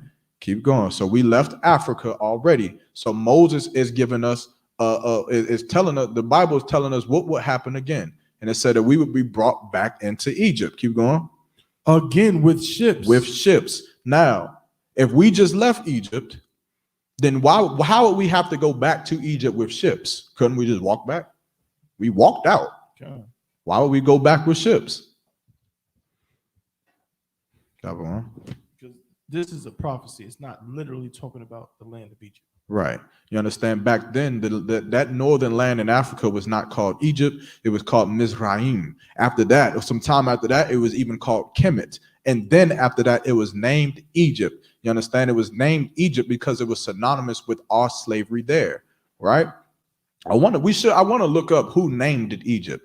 You understand? Who deemed that land to be called Egypt? But Egypt is synonymous with our slavery, which is why if you have a dollar bill in your pocket, if you take it out and look at the dollar bill, you'll see an Egyptian pyramid on the dollar bill as U.S. currency. As this Egypt has anything to do with the U.S., there is a dollar bill with Egyptian monuments and pyramids on it. It's because the same way we were enslaved there is the same way we are enslaved here. You understand? One slavery was under them Africans. Another is under our oppressor. They both work together to put us in slavery. Keep going. Come. And also Egypt is a Greek word, Egyptos, which means bondage or house of bondage. So it's saying that we'd be brought back into bondage again. Keep going.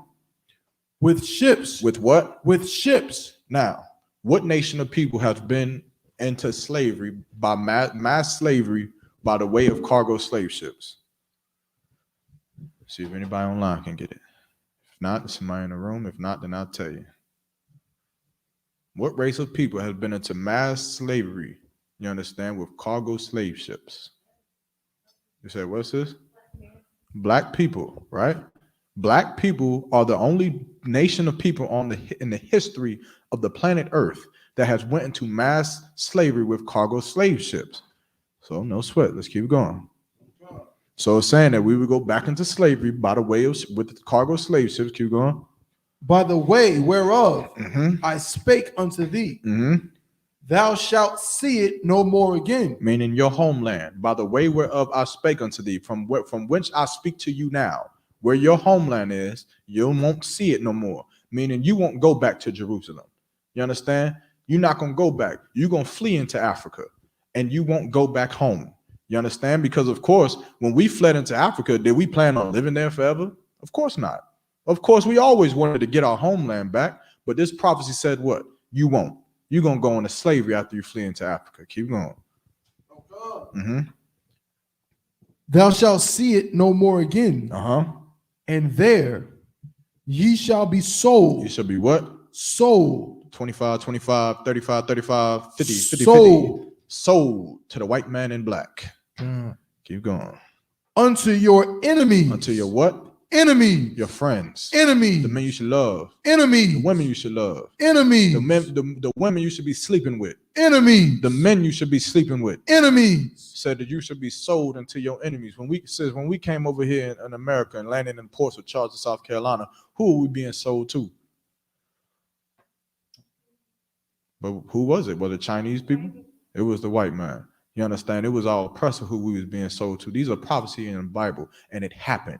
This is also how we know this book to be true, because there is no other book who prophesied where we would end up and where we would be and how we got into slavery. This is our history. You understand? And this is exactly what happened. Keep going. Come. Mm-hmm. For bondmen and bondwomen, For slave man and slave woman, keep going. and no man shall buy you. And no man shall buy you, meaning no one will set you free. When you buy something from a store, you release it from its bondage with money or with thievery or with war. You understand? But no man will come and free us. No Africans are going to come. You understand? We will wait and long forever. No one will cross that sea and come and free us from this bondage, which is why we're still here today. You understand? Drop that. Does that answer your question? Yeah. Oh, swear. She like, man, you answered my question like 10 minutes ago. I'm about done. No sweat. Now we're going to get back into this topic, right? So let's get into it. Let me see which one I want first. First of all, give me Galatians 4:16. I'm going to get this one out the way. Right? We got any questions online on the Facebook?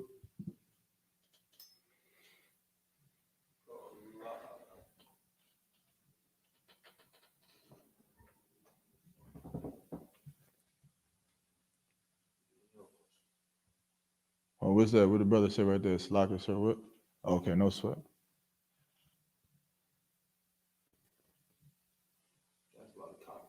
All right, no sweat. John Hussey. Where? Who? What did he say? Salakia, sir, is this the same thing that Nat Turner read and began his uprising? Yeah, the Bible is what Nat Turner read. You understand? Like what Nat Turner read was that, you understand, like blacks, Hispanics, and Native American Indians were the true biblical Jews. You understand? Nat Turner read scriptures like Joel chapter 2, where it read about the uprising of Christ and his people and God's chosen people coming to bring down the sword of judgment on his oppressors and these devils in the earth. And Nat Turner, you understand, he read that and he started to take fruition in his own hands. You understand? He wanted to make that prophecy come true by his own hands, which of course Nat Turner had the spirit of a soldier, man. He lacked what a lot of our brothers and sisters lack today in America, which is righteous leadership. You understand? That's the problem with us. A lot of our people look like we have the zeal to gather together and a zeal to love black people and to buy black and to build black communities. But the problem is that we lack righteous leadership, so we always fall. You understand? Which is what Nat Turner did. Nat Turner would be perfect in this truth. As a matter of fact, I think Nat Turner's up in here. He up in here with one of us. You understand? It might be Cat McCall or somebody, man. Kevin McCall might be Nat Turner reincarnated. Of course, we don't know, and we ain't gonna philosophize on that.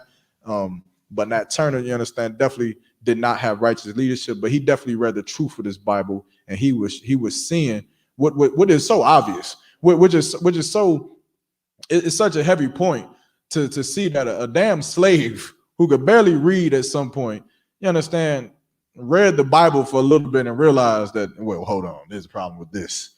There's a problem with these pastors is teaching. You understand? There's a problem with these oppressors is teaching us. That he saw that and went to go take action, and his action was not to go vote. You understand? His action was not to go have meetings and think of ways that you come up and, you know, vote their way or to march like Martin Luther King did. His action was to separate from our oppressor, and his separation, he went to go murder them. You understand? Which was of course wrong. You understand? That's a sin against the Lord, and that'll never work. You understand? But to answer your question, he read the truth of these scriptures, right? Galatians 4:16. Mm-hmm. This is the book of Galatians, chapter 4, and verse 16. I'm pulling this because, of course, what I'm about to break down, you understand, is going to be very heavy on the ears of a lot of our sisters. You understand? But it has to be said. You understand? So read what you got. This is the book of Galatians, chapter 4, and verse 16. Am I therefore become your enemy? Because I tell you the truth? Am I therefore become your enemy because I tell you the truth?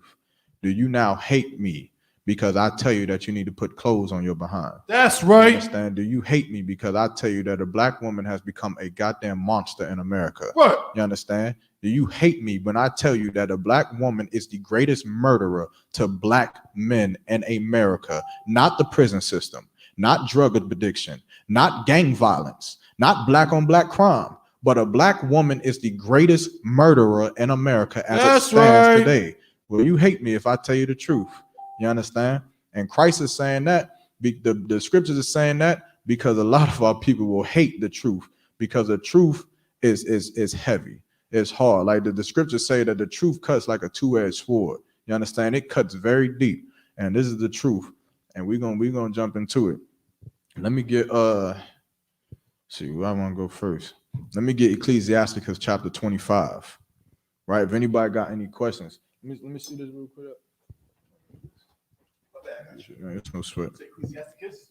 Ecclesiasticus chapter 25. I think I'm missing one too.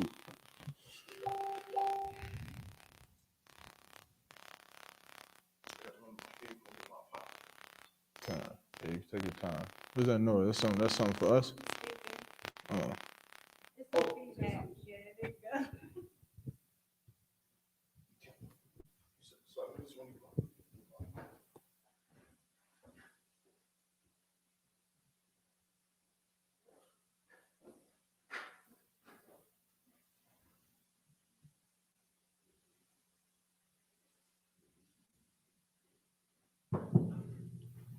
Before we begin, before I really get into it, anybody else got any other questions on topic or off topic? We got a little bit of time.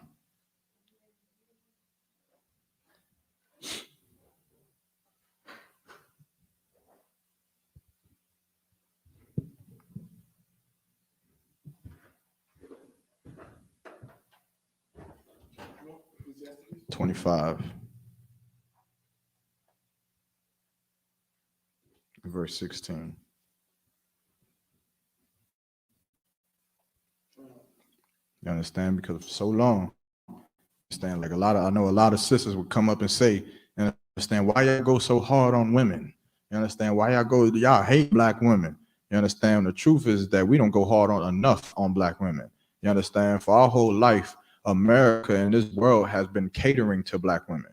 You understand? You like even when you look at just every day, like you look at Valentine's Day. What day? Who that day for? Black women. It's for her. You better get them roses and that candy. Otherwise, you kick to the curb, and the nigga who about to get the roses and candies, he gonna be sleeping with your woman that night. That night is gonna happen. You understand? But I thought it was about a day of love. You understand? I thought Valentine's Day was a day about romanticizing. Last time I checked, you can't romanticize by yourself. You understand? But of course, this world has been eager to give power back into the black woman, and a lot of black women have an argument that because of the destruction of the black men, black women have had to have stepped up and take the role of a black man. That's true. You understand? And as a black man, I applaud you for taking that role. You understand? Because that's what you should do. In the absence of a black man, you should take the role as the head of that household and raise them kids and teach those kids the truth about the Bible and lead them and protect them. But now that you see that black men are standing up, my question to black women is, are you ready to resubmit yourself under that man? And the power is that power is a hard thing to get rid of. Power is a hard thing to hand over to someone else. It's very hard to be a black woman in America who has her own job, who makes good money. You understand? Who has her own house, who has her own car insurance and has a great credit score. And then to have a man and then to have everything over to him. It's very hard for a woman to hand over what would you call it? The self-sufficient or the independent title, the independent woman title, and to say, you know what? I'm not an independent woman. I do depend on my man. I do depend on him as a husband to lead me and to tell me what to do and what not to do, to guide me on what I should do and what I should not do. I do depend on him for everything. You understand? The same way that we depend on our oppressor. Like the scriptures say what? That we will be in want of all things. We go to our oppressor for food, for clothing, for religious practices, for rights. You understand? For everything we go to him and we have no problem for it. But when it comes to a woman going to her man and being in want of all things, it's a problem. You understand? And that's not how the Lord created us to deal with one another.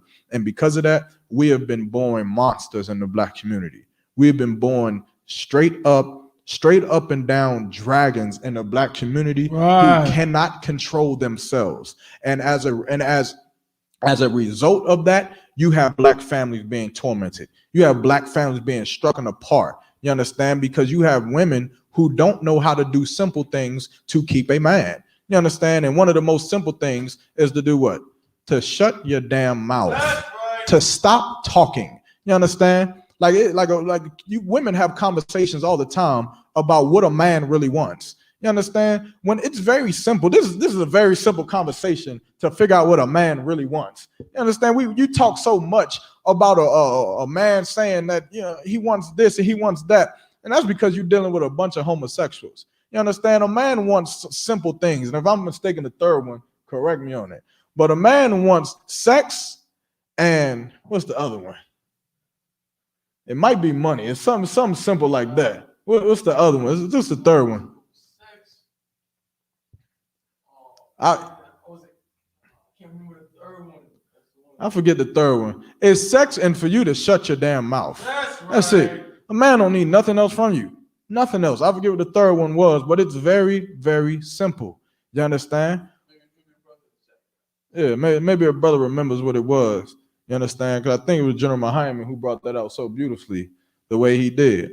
But that's all that a real man really wants from his woman. That's all that we really need. You understand? And for you to help us to build this nation. You understand? To be there for us and to comfort us. But for all of this stuff that America has taught our women to be nagging. You understand? To run your mouth, to be abusive, to just be a terrible bitch. Is not what the Lord has wanted from us, man. And this battle between men and women have been going on since the beginning of time. Since the beginning of time, this has been a plague that we've had to deal with. You understand? Read what you got. Verse 16. Mm-hmm. This is the book of Ecclesiasticus, chapter 24, verse 16. You'll start at verse 13. Come. Verse 13. Give me any plague but the plague of the heart, and any wickedness but the wickedness of a woman. It said, give me any wickedness but the wickedness of a woman. Why is it saying that? Why is the Lord saying this about a woman? For time's sake, I'll give it to you. Because a woman's wickedness is doubled. Her wickedness is times 10. When a woman is wickedness, she will do the most heinous thing ever. I seen a woman on video run over her husband. And while the man is laying in the middle of the road dying, get up and take the bumper that fell off the car and beat him with it. And beat her husband with the bumper of the car that she just ran over him with. That's not what we're talking about right now. And you see the demon that you have to battle. The problem with, I don't understand, sis, but the problem with black women is that when we even mention something about what a black woman does, we can never just be quiet and accept it. We can never just be quiet and say, you know what? That is true. Black women do some crazy things. You understand? Hold on 1 second, sis. One second, sis. You understand? Black women in general, you understand? We're not going to sit here and specify on maybe it's Jane or maybe it's Shaniqua who did it or maybe this one who did it, because of course we won't learn anything. You understand? When we say that black men have become monsters in the streets and the ghettos for selling drugs, does anyone ever raise their hand and say, just some black men, just some? You understand? No sweat, sis. But the point is, I'm talking to a nation of people right now, and the nation of people have to understand that black women have become heinous in their actions. What you got? So, like, if I may, so what you just said is very heavy because, if you look at it, like you said, when you say, black men have become thugs, black men have become gang members, black men have become drug dealers and destroy their communities, nobody bats an eye. But the reality is, there's black women that have sold drugs, right, quite a bit as well. And there's black women who have, one of the biggest, not to get deep into it, one of the biggest killers in Chicago when it really, when the whole drill scene started back in 2014, 2013, 2015, one of the most well-known assassins, killers in Chicago was a girl. She was like 15 years old. Right. 15, 16 years old. She was a female. But still, when you say black men deal drugs, no one stops you and says, well, what about black? No, nobody does that. Right. But we do that with when you flip it, which goes back to this, the sister posted a comment. Yeah, good. The sister posted a comment when she said, we think the world revolves around us. We want it to be all about us. We're extremely selfish. Okay. You know what I'm saying? So it's like you can talk about a black man all day and no one will say anything. Mm-hmm. But when you flip it, there's always like a discrepancy there. It's a lot. Right. And there's always a defense in it. Like, there is no need to defend that every black man does not sell drugs. That's obvious. We don't sell drugs in here. So if I say that black men sell drugs, clearly I'm not talking about myself, but it has to be said.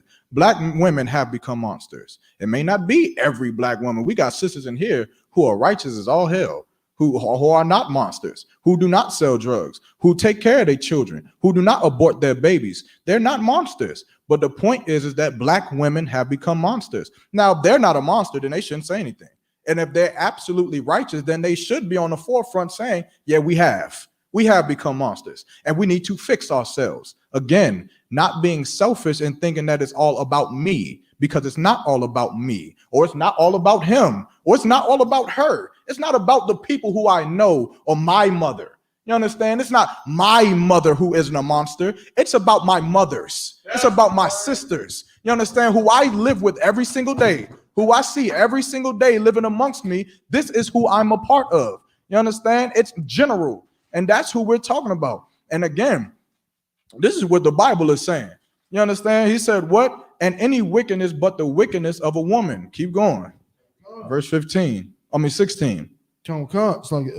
14. No, go to 16. Skip down to 16. 16. Verse 16. Mm-hmm. I had rather dwell with a lion and a dragon. I'd rather live with a lion and a dragon. Of course, a lion and a dragon will try to kill you every day. Right? Keep going. Than to keep house with a wicked woman. You understand why black men are leaving these families? You understand? Like, people love to put the notion of deadbeat black fathers and all of that. I've never met a black man who just absolutely just hated his children. He just said, man, I just hate those kids for no damn reason. I've never known it. If a black man was not around his children, it's because he would rather have children with a lion and a dragon than to be with that wicked woman, than to have to share a house with some stubborn, naive, clamorous bitch who doesn't know how to shut her mouth and believes that everything that she says is law, who believes that everything that she says is what it is. You understand? No, you go take out the trash. No, you go do that. No, you shut your mouth. No, you don't know who you talking to. It is the most heinous thing ever to talk to a man that way, just knowing just knowing how we were created. You understand? Have you ever seen those videos of a little chihuahua barking at a big dog but behind the gate? But as soon as the gate is taken away, the chihuahua just runs. It is so, I hate to use this word, but it's annoying. You understand? And this is something that we have to learn to stop, right? We have to learn how to fix this, because there are many cases where you have domestic violence in the black community. And of course, a black man should not put his hands on a woman. And that needs to be fixed in the black community. He should have more control over himself. But before that happens, a woman should learn to do what? Just shut your mouth. My daughter will learn to not run your mouth. Don't do it. If a man says to leave me the hell alone, my daughter will be taught from a young age to leave him the hell alone. And you know what? He won't have a reason to go upside her head. He won't have the urgency to have to make her leave her alone, because she'll understand what her place is. She'll understand how not to be in a situation. The same way you'll teach your daughter to listen to when the cops say something. You understand? We have life all twisted. We believe that we have to respect the authority of our oppressor. We believe that we have to respect the authority of a police officer. When a police officer says stop, you're supposed to do what? Stop. A police officer says get in the car, you do what? Get in the car. You understand? But when your husband, somebody who you love, somebody who loves you, somebody who would die for you before a police officer was, tells you to stop running your mouth, you have to keep going as if he has no authority over you, man. You understand? Which is why it's so heinous, which is why a woman has to learn this. It's very vital for your life to learn this. The same way a brother, like saying when a brother comes into the school, what is the first thing he's taught?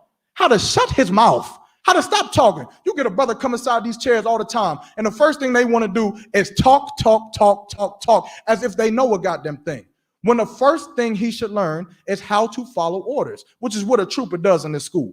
He learns how to mop the floor, or how to sweep and vacuum the carpet, or how to take out the garbage. Learns how to say con, I don't want con, but for anything. Why? Because it makes for a more seasoned relationship.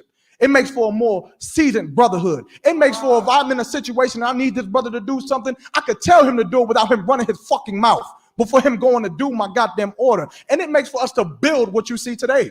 This school was not built over a brother running his mouth. It's built over brothers who are in obedience, who understand what it is to have control and to respect the authority above them. Imagine if we just ran our mouth to every man who's above us.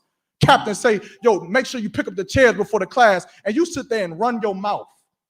Do you understand how much work we get done? Nothing. And you wonder why black relationships are coming to an end as rampantly as they are. You wonder why. Because you can get nothing done. You can get nothing done when you have two people who just run their mouth all day to each other, just bickering and arguing about not a damn thing that's important, about nothing. Arguing about a goddamn TV remote, or arguing about some trash that ain't get taken out, or arguing about something with a damn child that has no relevance on us fixing black people in America. You ain't arguing about how we gonna feed people in the ghettos. We ain't arguing about how we gonna stop celebrating Christmas, how we gonna get our family members to stop selling drugs. We ain't arguing about nothing that's important, but we gonna argue about something silly. You understand? Stop being a silly little girl and a silly little boy. You understand? And learn to just shut your mouth and follow the men above you. Learn to follow the men that love you, man. You understand, sis? That's what you have to get through your head. You have to get that through your head, because nobody else in this world loves you more than your husband do. Love you more than that brother do. Just like no man in the world love you more than Commander Jenny Ahana, man. You understand? He tell us to do something and we do it, man. And you see the benefits of it. You see what the harvest that he has sowed, and the brotherhood and the order and the correction that he gives, man. You understand? You should never run astray from that. Keep going. Come. Verse 17. The wickedness of a woman changeth her face. The wickedness of a woman changes her face, man. You understand? You get a woman, you see a woman, you say, damn, that's just beautiful. She beautiful. She fine. She got body. She got all this and that. You understand? But then you see her and she's smoking that cigarette. You see her and she yelling at her kids, telling her kids that she no good, dirty children. Talking to her kids any old goddamn way. Calling her kids, her daughters, bitches. And calling his sons little gangbangers. And looking at his son and saying, you remind me of your father. Just a terrible bitch. You understand? And it changes your face. It takes the beauty away from you, man. Because you are being a terrible monster, man. A monster to your own children. The way that a woman talks to her mother, the way that a woman talks to her friends, the way she loves to talk about fighting. I was in the club last night and I was about to beat a bitch up. Yup, you're disgusting, man. How about you learn to have some seasoning, man? Why don't you speak with joy? Why don't you speak with laughter and good things like the scriptures say? Why don't you watch your mouth? Watch what you say, man. You understand? Watch how you carry yourself, how you present yourself. You understand? Because that is where your beauty lies, man. But of course, a woman's wickedness, it changes her face. Keep going. Verse 17. The wickedness of a woman changeth her face, and darkeneth her countenance like sackcloth. And darkeneth her countenance, man. Her value gets darkened like sackcloth. It's rugged. It's dirty. You understand? Keep going. She like the women off a Bad Girls Club. You understand? I don't know what kind of man looks at those women and just says, yep, that's the one I want. That's the one right there who Kurt calling him a bitch. They're calling him a bitch nigga and telling him he gonna punch him in the face. That's the one that I want. The woman who gonna come in and curse me out and tell me what I can and can't do. That's the woman I want. It's sickening, man. It's disgusting, man. Keep going. Okay. Mm-hmm.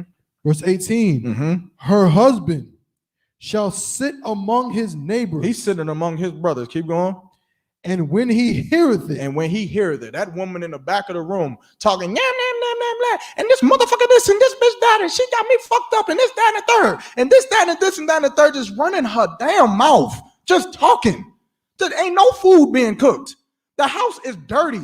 Babies running around with diapers sagging to their damn ankles, and she on the phone with a cigarette in her mouth, just cursing about nothing, just cursing about absolutely pointless bullshit. And he's sitting among his brothers, and he does what? Keep going. Her husband shall sit among his neighbors, Mm-hmm. and when he heareth it, Mm-hmm. shall sigh bitterly. He just sighs bitterly in disgust, man. He just disgusted about what it is. He just disgusted about her. You understand? Because it's a disgusting thing. Keep going. Come on, verse 19. Mm-hmm. All wickedness. All wickedness. You understand? All the wickedness on this earth, on this planet Earth. You understand? Like, you want to mention what brothers do. Brothers do what brothers do because brothers are men. You understand? Like, men war with each other. Men go out and murder and fight and go to war and argue and fight each other and kill each other and sell drugs and do all kinds of manly stuff. You understand? But a woman should not be the greatest killer in Chicago. It doesn't make sense. You understand? A woman was bred to be what? To be sweet. To be calm, to be collected. A woman was supposed to be the woman was supposed to try to calm her husband down. Was supposed to be the one that says, no, baby, look. You understand? I know you're upset, baby. Please, just stay in the house. Please. Let me look. I know he did this in the club, but let's stay in the house. I'm gonna make you your favorite food, and I'm gonna get this. Hold on one second. I'll be right back. She come back with candles and a bottle of wine and running your bath water. Why? Because she's using what God gave her to save your life. You understand? She's trying to save your life with her subtleness, with her sweetness, with her virtue, with her attitude. You understand? But of course, what we have today is not that. You got women who was going to go be the greatest murderer in Chicago. What the hell are we living in? You understand? This is why the scripture is saying this. Keep going. God. All wickedness Mm-hmm. is but little Mm-hmm. to the wickedness of a woman. All wickedness is but little to the wickedness of a woman, man. You understand? A woman can get to that place. Again, this is not talking about all women. Not talking about all women, but all women know what I'm talking about. You understand? And that's just the truth. All women know what I'm talking about. Your sisters, when they get into that mode, when they get into that place where I just don't give a F anymore. I just don't give a damn about anything. I'm going to go out here and do this and do that. When they get into that place, man, all wickedness is little up to the wickedness of a woman. Keep going. Mm-hmm. Let the portion of a sinner fall upon her. Let the portion of a sinner fall upon her, man. You understand? Like, this is out of love. This ain't out of just because I'm just saying this out of our own mouth. You understand? Everything that we say about a black woman, it's coming out of the Bible. When we tell a woman to shut her mouth, that's in the Bible. It's in there. When we tell a woman that black women talk entirely too damn much, it's in the Bible. You don't believe me? Keep going. Mm-hmm. Verse 20. Mm-hmm. As the climbing up a sandy way. As a climbing of a sandy way. Imagine you trying to climb a hill, but it's full of sand. You understand? And every time you climb, the sand comes down. Every time you think you're getting somewhere, the sand comes down and it brings you further down. Every time you take a step, the sand brings you further down. And it's never ending. You're on a climbing of a sandy hill. Keep going. Is to the feet of the aged. The climbing up of a sandy hill way is to the feet of the aged, meaning you're not even young climbing this sandy hill. Imagine you're old. You're an old person trying to climb this sandy hill.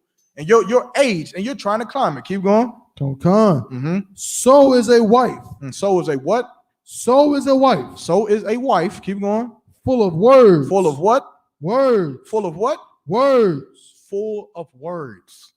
Full of talking. Full of saying absolutely nothing about saying everything. You understand? Am I saying something that's unheard of? Am I teaching something that you don't see on TV? Have you not seen Bad Girls Club? Have you not seen Housewives of Atlanta? Have you not seen Jocelyn whatever the hell her name is. Have you not seen it? How much they just feel like they have to talk. They have to. It's in them to just say something. It's something. You understand? Have you seen Divorce Court? How many times have you seen it? No sweat. Keep going. So is a wife full of words to a quiet man. To a quiet man. You understand? Because I promise you, a brother will first say, look, just shut your mouth. Try to be quiet. I'm trying to play the video game. I'm trying to watch my show. Baby, we're trying to watch the Super Bowl.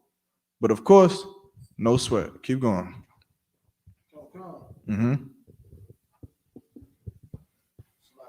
Verse 21, stumble not at the beauty of a woman. So stumble not at the beauty of a woman. You understand? Because it'll mislead you.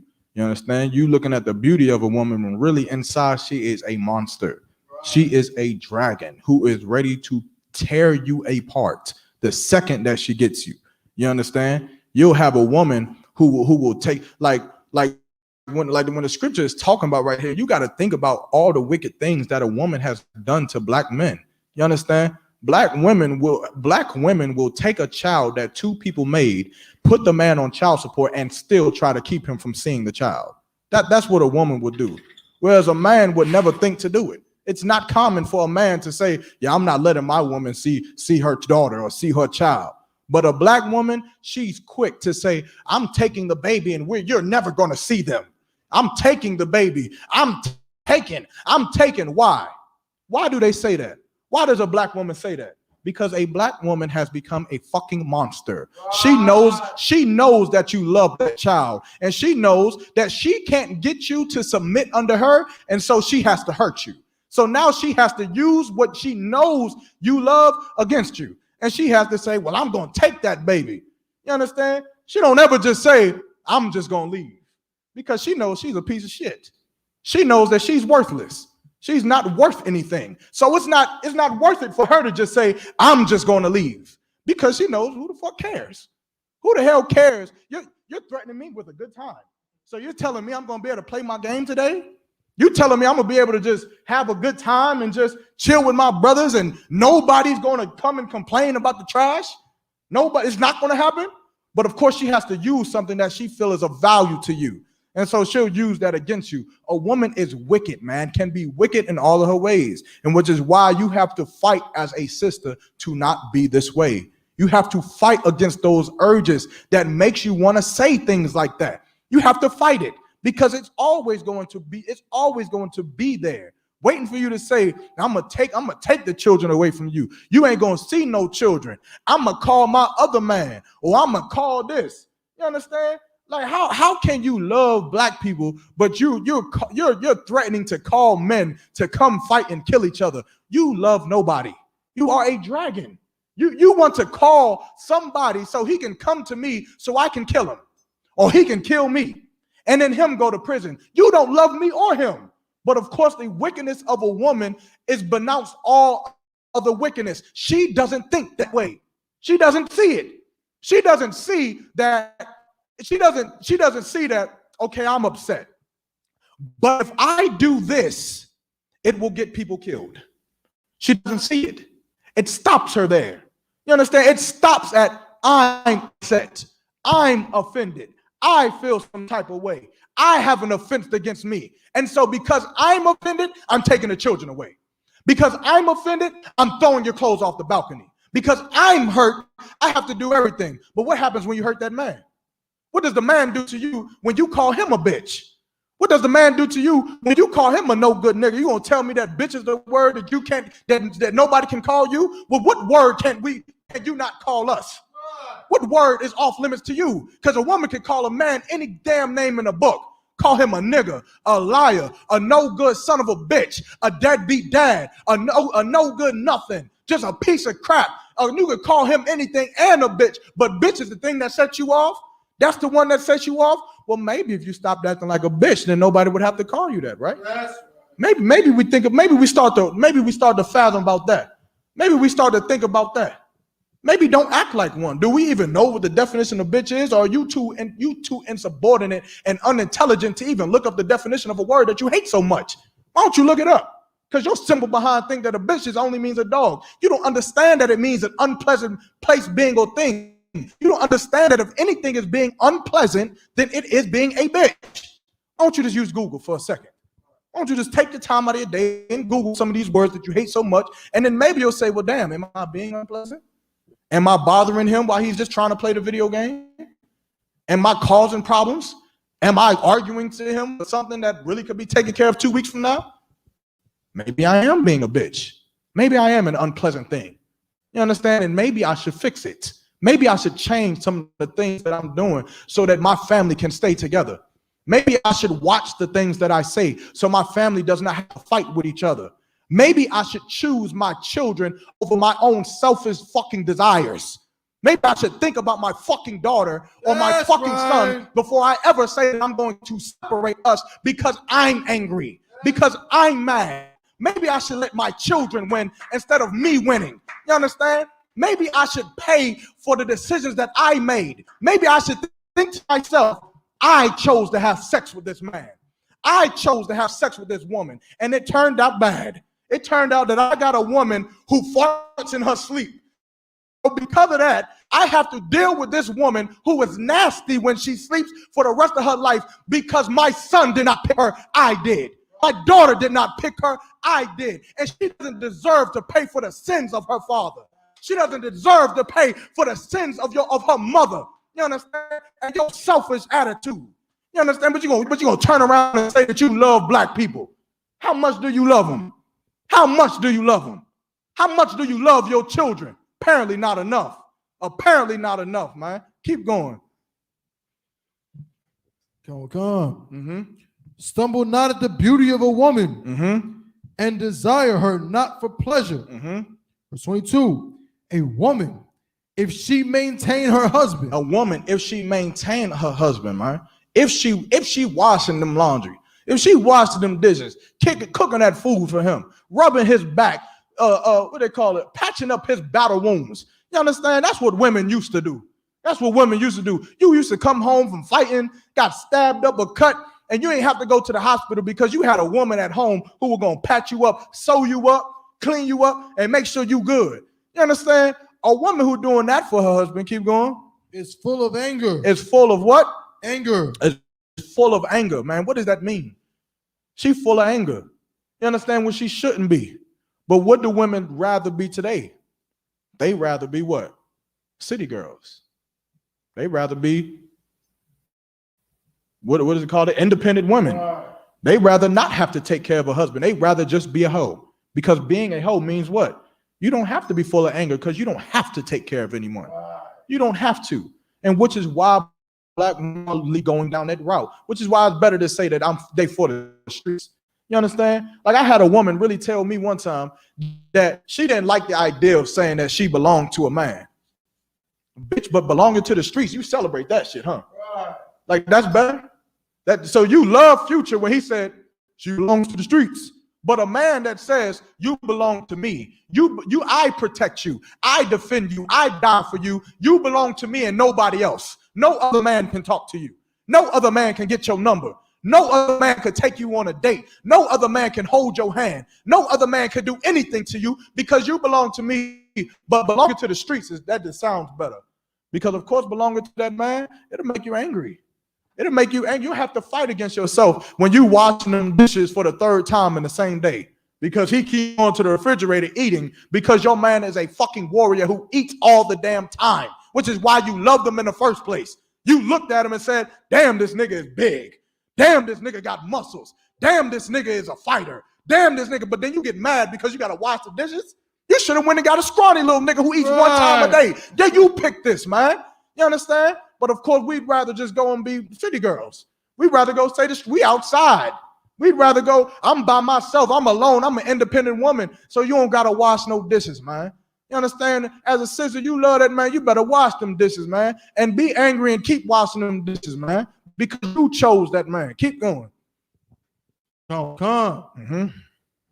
Oh, Slack, it's full of anger, impudence, and much reproach. And much reproach, man. What is a reproach? What is a reproach?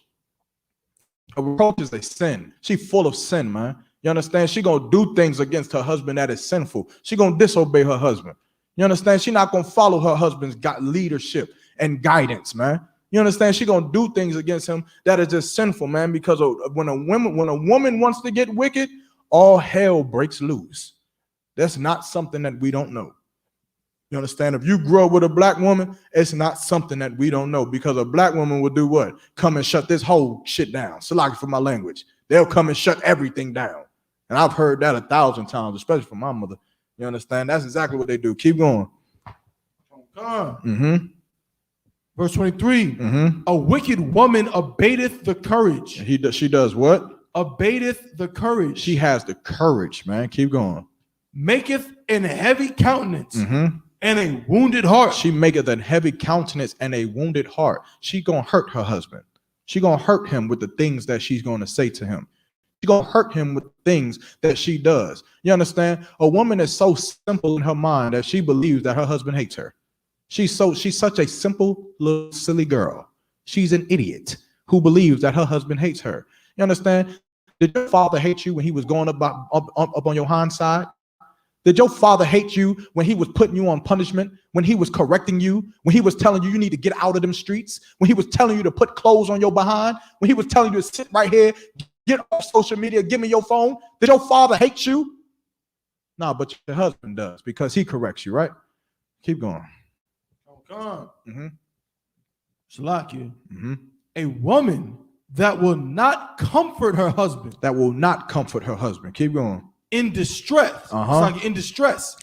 Maketh weak hands and feeble knees. A woman who will not comfort her husband in distress maketh weak hands and feeble knees. Man, you make a man weak, man. You make him weak. You want to know why black men in America are weak? It's because of you. It's because of you. As a black woman, you are the main reason why black men are weak in America. It's your fault. It's you. You understand? You don't put the power back into a black man's hands. So he runs around until he can get it. He runs around till he finds some fucking whore that'll bend down when he tells her to, who will bend over when he tells her to, so that for 30 minutes of his life, he can finally feel like he has some fucking power. He can finally feel like he's a man for a fucking $200 for half an hour, when he should be able to get it from home. He should be able to tell you to go do this, to take the kids and do this, to be able to be here at this time and help him with that, and you do it for him. You should be able to make him feel like a man. But of course, you won't comfort him. You won't comfort your husband, even though the rest of the world is hurting him. Even though the rest of the world is trying to kill him. He has to fight against police brutality. He has to fight against being a nigger in America. He has to fight against his other baby mama putting him on child support. But instead of you comforting him, you have to be a selfish bitch and worry about your damn self. You understand? Keep going. You make him weak. Keep going. Verse 24. Of the woman came the beginning of sin. Of the woman came the beginning of sin. Keep going. And through her, we all die. And through her, we all die. Through her, we all die. This is not my words. This is not what I'm just saying. Now, the evidence is clear. The examples I give them from what we've seen in life, from what we see every day in our life. But this is coming from the Lord, man. You understand? Black women have been monsters in America. But there's good news. Christ died for you to be that monster and for you to change yourself. You understand? Christ died so that you can see the condition of black men, women, and children in America, and you can say, well, I'm not going to be that monster no more. I'm not going to be that nagging woman no more. I'm going to be the type of woman that my husband can cherish and love and die for willingly. You understand? That's what a woman has the right to do, but America does not push that. You understand? Give me Ecclesiastes chapter 7, right? America does not push that with black women today.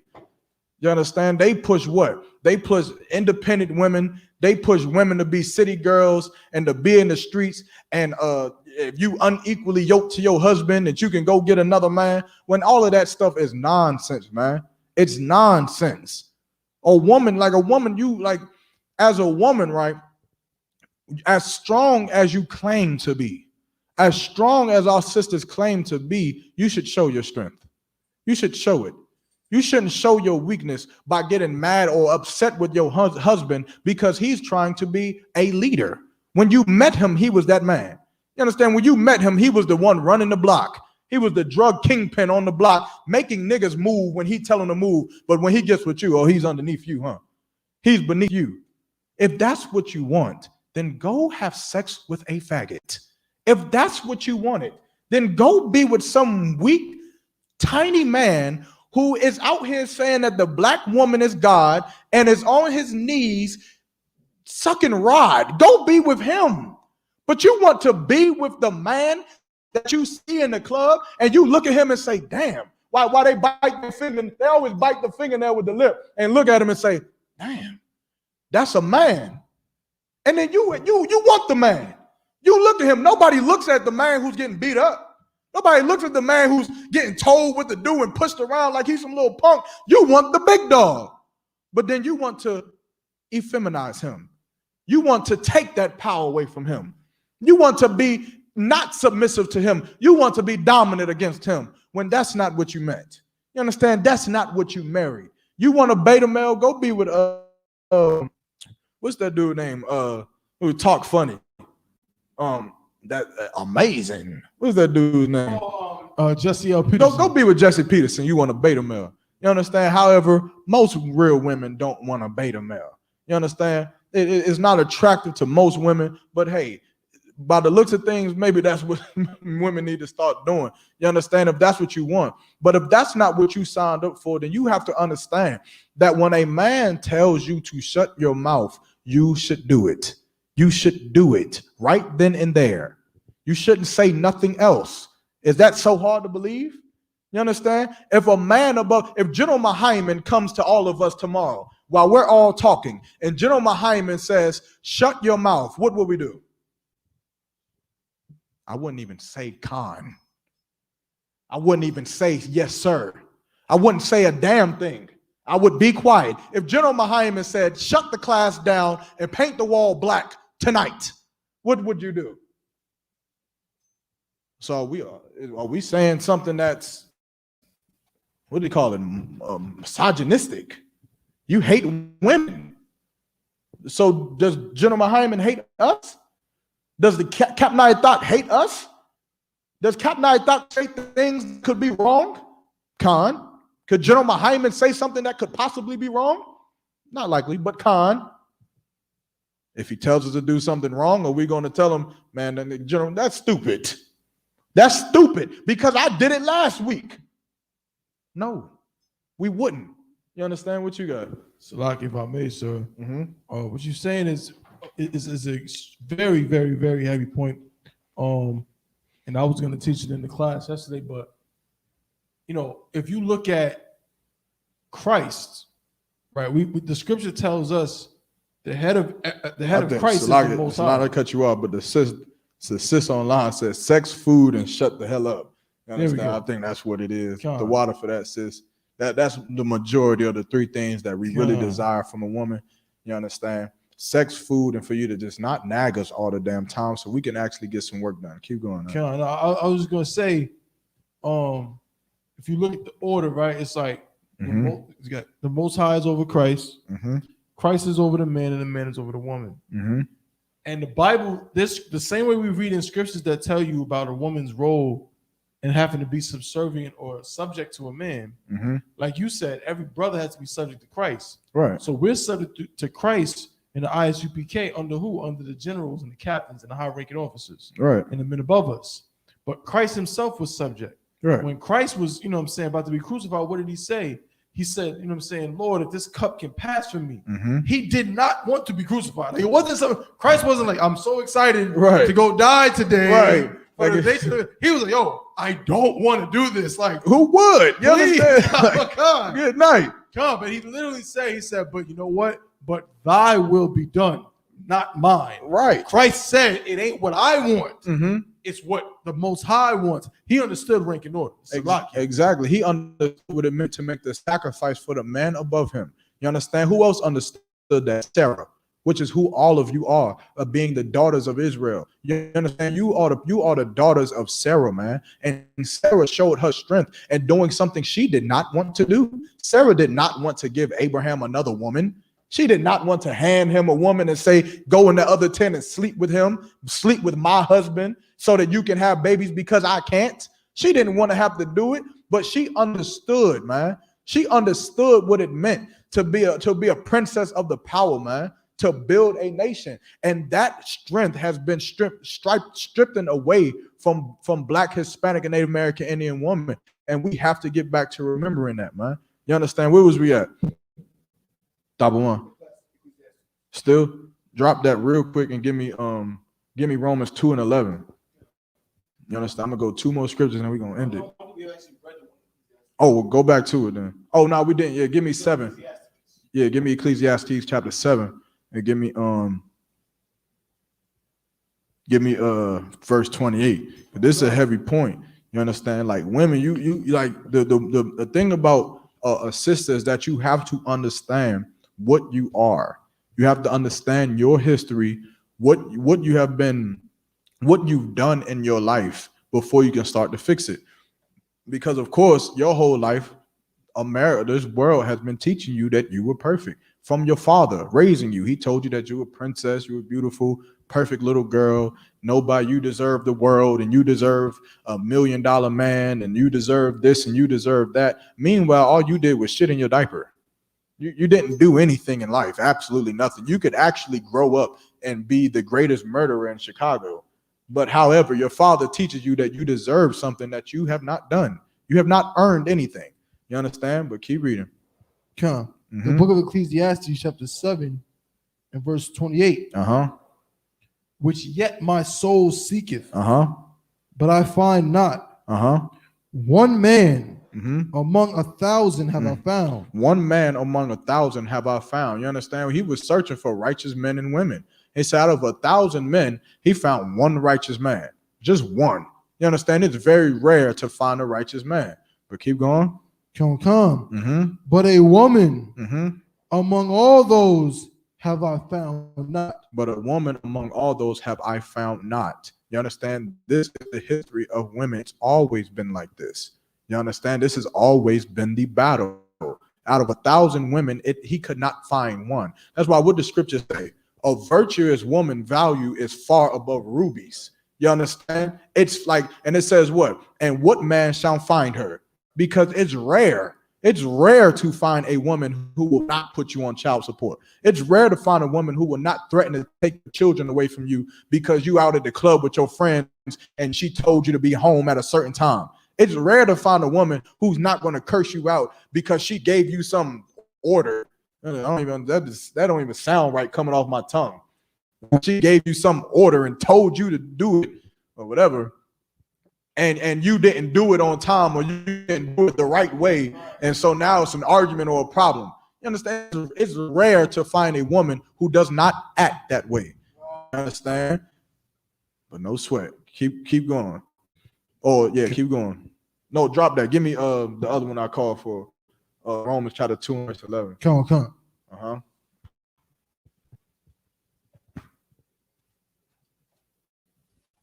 This is the book of Romans, chapter 2 and verse 11. For there is no respect of persons. There is no respect of persons with the Most High. There is no respect of person with the Most High. You understand? You married to a brother in this school. You understand? Sis, this specifically going to sisters who are married to brothers in this school. You better check yourself. You better start checking yourself and get in order because you have been fucking up. You understand? You have been committing heinous acts against these men and these priests and prophets of the Lord. Again, not talking to every single one of you, but this is something that you better just check. You understand? Because the Lord said what? That there are no respect of persons. What does that mean? That means do not come into this damn school talking about Khan out of one Khan because General Mahaiman is here. But then you go to your husband and you call him a no good son of a bitch. You understand? Like you have to realize, I don't think that sisters realize that we get counsel from General Mahaiman. I don't think that half the time the things that we do in dealing with you, it's coming from General Mahaiman's mouth. It's him saying, do this, Ak. I would do this, tell her this and do this. Continuously do this over and over again. Do this. Say I'm going to go and get more women. If she has a problem with you because you said that you have another rib, then tell her every time that you go to the bathroom, just tell her you're going to the bathroom because you're taking a shit to try to find more women. You understand? So we're doing it and you're hating us for it. But then when he gets there, you say, Khan on Khan. They bow their neck. Shalom. Yahweh Shemal Ataba Hashem Yahweh Shah. No, you better tell him. Tell him what you told me, because he the one who told me to do it. You understand? And I'm joking, but I'm dead serious. You understand? You cannot be a respecter of persons. A brother in this school, you understand? Your husband is first of all, your husband is first of all, before you listen to General Mahayman, you should listen to your husband. How the hell you gonna listen to General Mahayman above your husband? You don't understand how adulterous that is? You don't understand it? Yeah, so General Mahayman gonna come and say, sis, go sleep in this house. Your husband say, no, come sleep with me. You gonna go to the house with General Mahayman? Understand? Of course, General Mahayman would never do this, but you have to understand what it looks like when you say things like, but you're not General Mahayman, but you're not commanding General Yohana, but you're not Captain whatever. You want to go sleep with him? You understand what? Go ahead. Salaki, if I may, out of one, Salaki, what you're saying is so heavy because I mean that is the equivalent of me getting an order from I'm a 500, right? First of all, you also a 500. If you tell me so, I'm gonna do it because we have that, but let's say 1,000. Let's say Officer Ayazab gives me an order. I'm gonna do it. I'm gonna do it the exact same way as if Captain Ayatat told me. Right. That would be the equivalent of Officer Ayazab telling me to do something, and I say, "No, I ain't doing it." He said, "Brother, I told you to do. Get the general.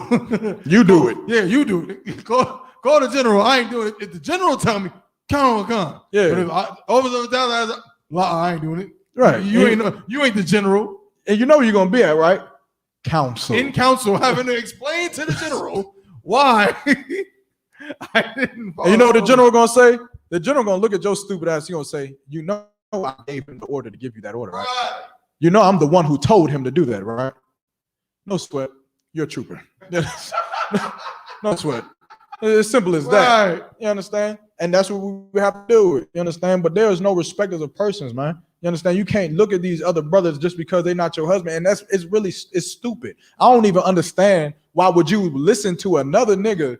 And I'm saying it like that for a reason. You understand? But you listen to another brother instead of the man who's sitting with you, instead of the man who spends money on you, instead of the man who fights for you and argues with you and you got children with. You listen to another man instead of him. Go ahead. Somebody got to make it make sense. Yeah, go ahead. This is the book of Ephesians, chapter 5, and verse 2. I'm about to go ahead. Go ahead, don't sweat. So we go there now. Nah, you go ahead now. We go there now. Wives, submit yourselves unto your own husbands. Unto your what? Unto your own husbands. Unto your own husband. Submit yourself. What does it mean to submit? It means to yield to his authority. Right. You understand? Does that mean that you're a slave? No. Does that mean he could say, jump off the bridge and you're just silly behind jumps? No. You understand? But it does mean that the final decision comes from him. You understand? If you have a debate, are we going to move to Arkansas or California? You understand? As a woman, you can come and voice your opinion. You can come and say, all right, babe, look, if we move to Arkansas, I got a job where I'm going to be making $86,000 a year. If we move to Cali, I'm only going to be making $36,000 a year. The husband may say, well, nah, but if we move to Cali, I'm going to make $70,000, but we're going to be able to put our son in this best school, or we're going to be able to do that, or we're going to be able to do this. And then she may come back and say, but Arkansas got a private school. I found this out. I did the research on this. I did that. Husband may come back and say, that's cool, but I did this. But see, we got this in Cali, and the brothers in the school is already in Cali. Ain't no school in Arkansas. It don't matter. But the point is, whatever information is brought up in that conversation, the end decision comes from who? It comes from that man. Right. You understand? That man said, we're going to go to Cali, then that's just what we're going to do. You understand? And you're going to love him, and you're going to trust that you laid with a man that you can trust to lead you right. You're going to trust that you laid with a man that's going to protect you. You understand? And that's exactly what we're going to do in the ISUPK, man. Sisters are going to learn how to not be monsters. Sisters are going to learn how to not abort their babies, how to not put their men out of the house, how to not argue and embellish on simple things that destroys the infrastructure of a relationship in the black community. Women are going to learn how to be like that Proverbs 31 woman, man. You understand? How to keep a black man in the household. And it may take work. You understand? Like you may have a husband that is stupid. Now, I'm not sitting here telling you, we talk about women today, but we talk about brothers all the time. You may have an idiot for a husband. You honestly might have it. And you better tell that idiot to get in counsel and to stop making idiot decisions. But you have to stand by that man. You understand? But keep reading. Talk on. Husbands, verse 22, wives, submit yourselves unto your own husbands as unto the Lord. As unto the Lord, man. Meaning if the Lord came here and told you to put some clothes on, you do it. But the problem is that you got to understand that you don't make the difference between the two. Your husband tell you to put some clothes on, you do it, man, because that is your Lord. You understand?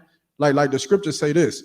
You understand? Like how can we say we love the Lord whom we have not seen and hateth our brother whom we do see? You understand? You hate your brother that you live with every single day of your life. You ain't never seen the Lord. You ain't never seen the Lord. But you don't follow these laws, statutes, and commandments because of the Lord. You ain't never seen him. You ain't never met him or never talked to him. But that man who would catch a bullet for you, or you just disobey him.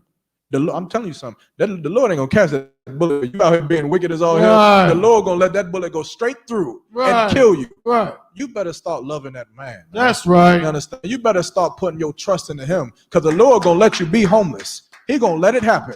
He gonna let it happen. He gonna let you get heart disease and high blood pressure and gout and all the other terrible things that you got coming your way. So it's best for you to just trust that man who won't let you get those things, who won't let a man just touch on you in the club, who won't let somebody come and harm you, who won't let somebody just come and lie to you. You understand? Who will protect you with his life. You should just trust in him, man. You understand? And with that, I'm gonna pass the class over to Preaching Officer Thabawan. The water, everybody online. I see I got a lot of stuff online that I won't able to get to. We'll try to get back to it next week.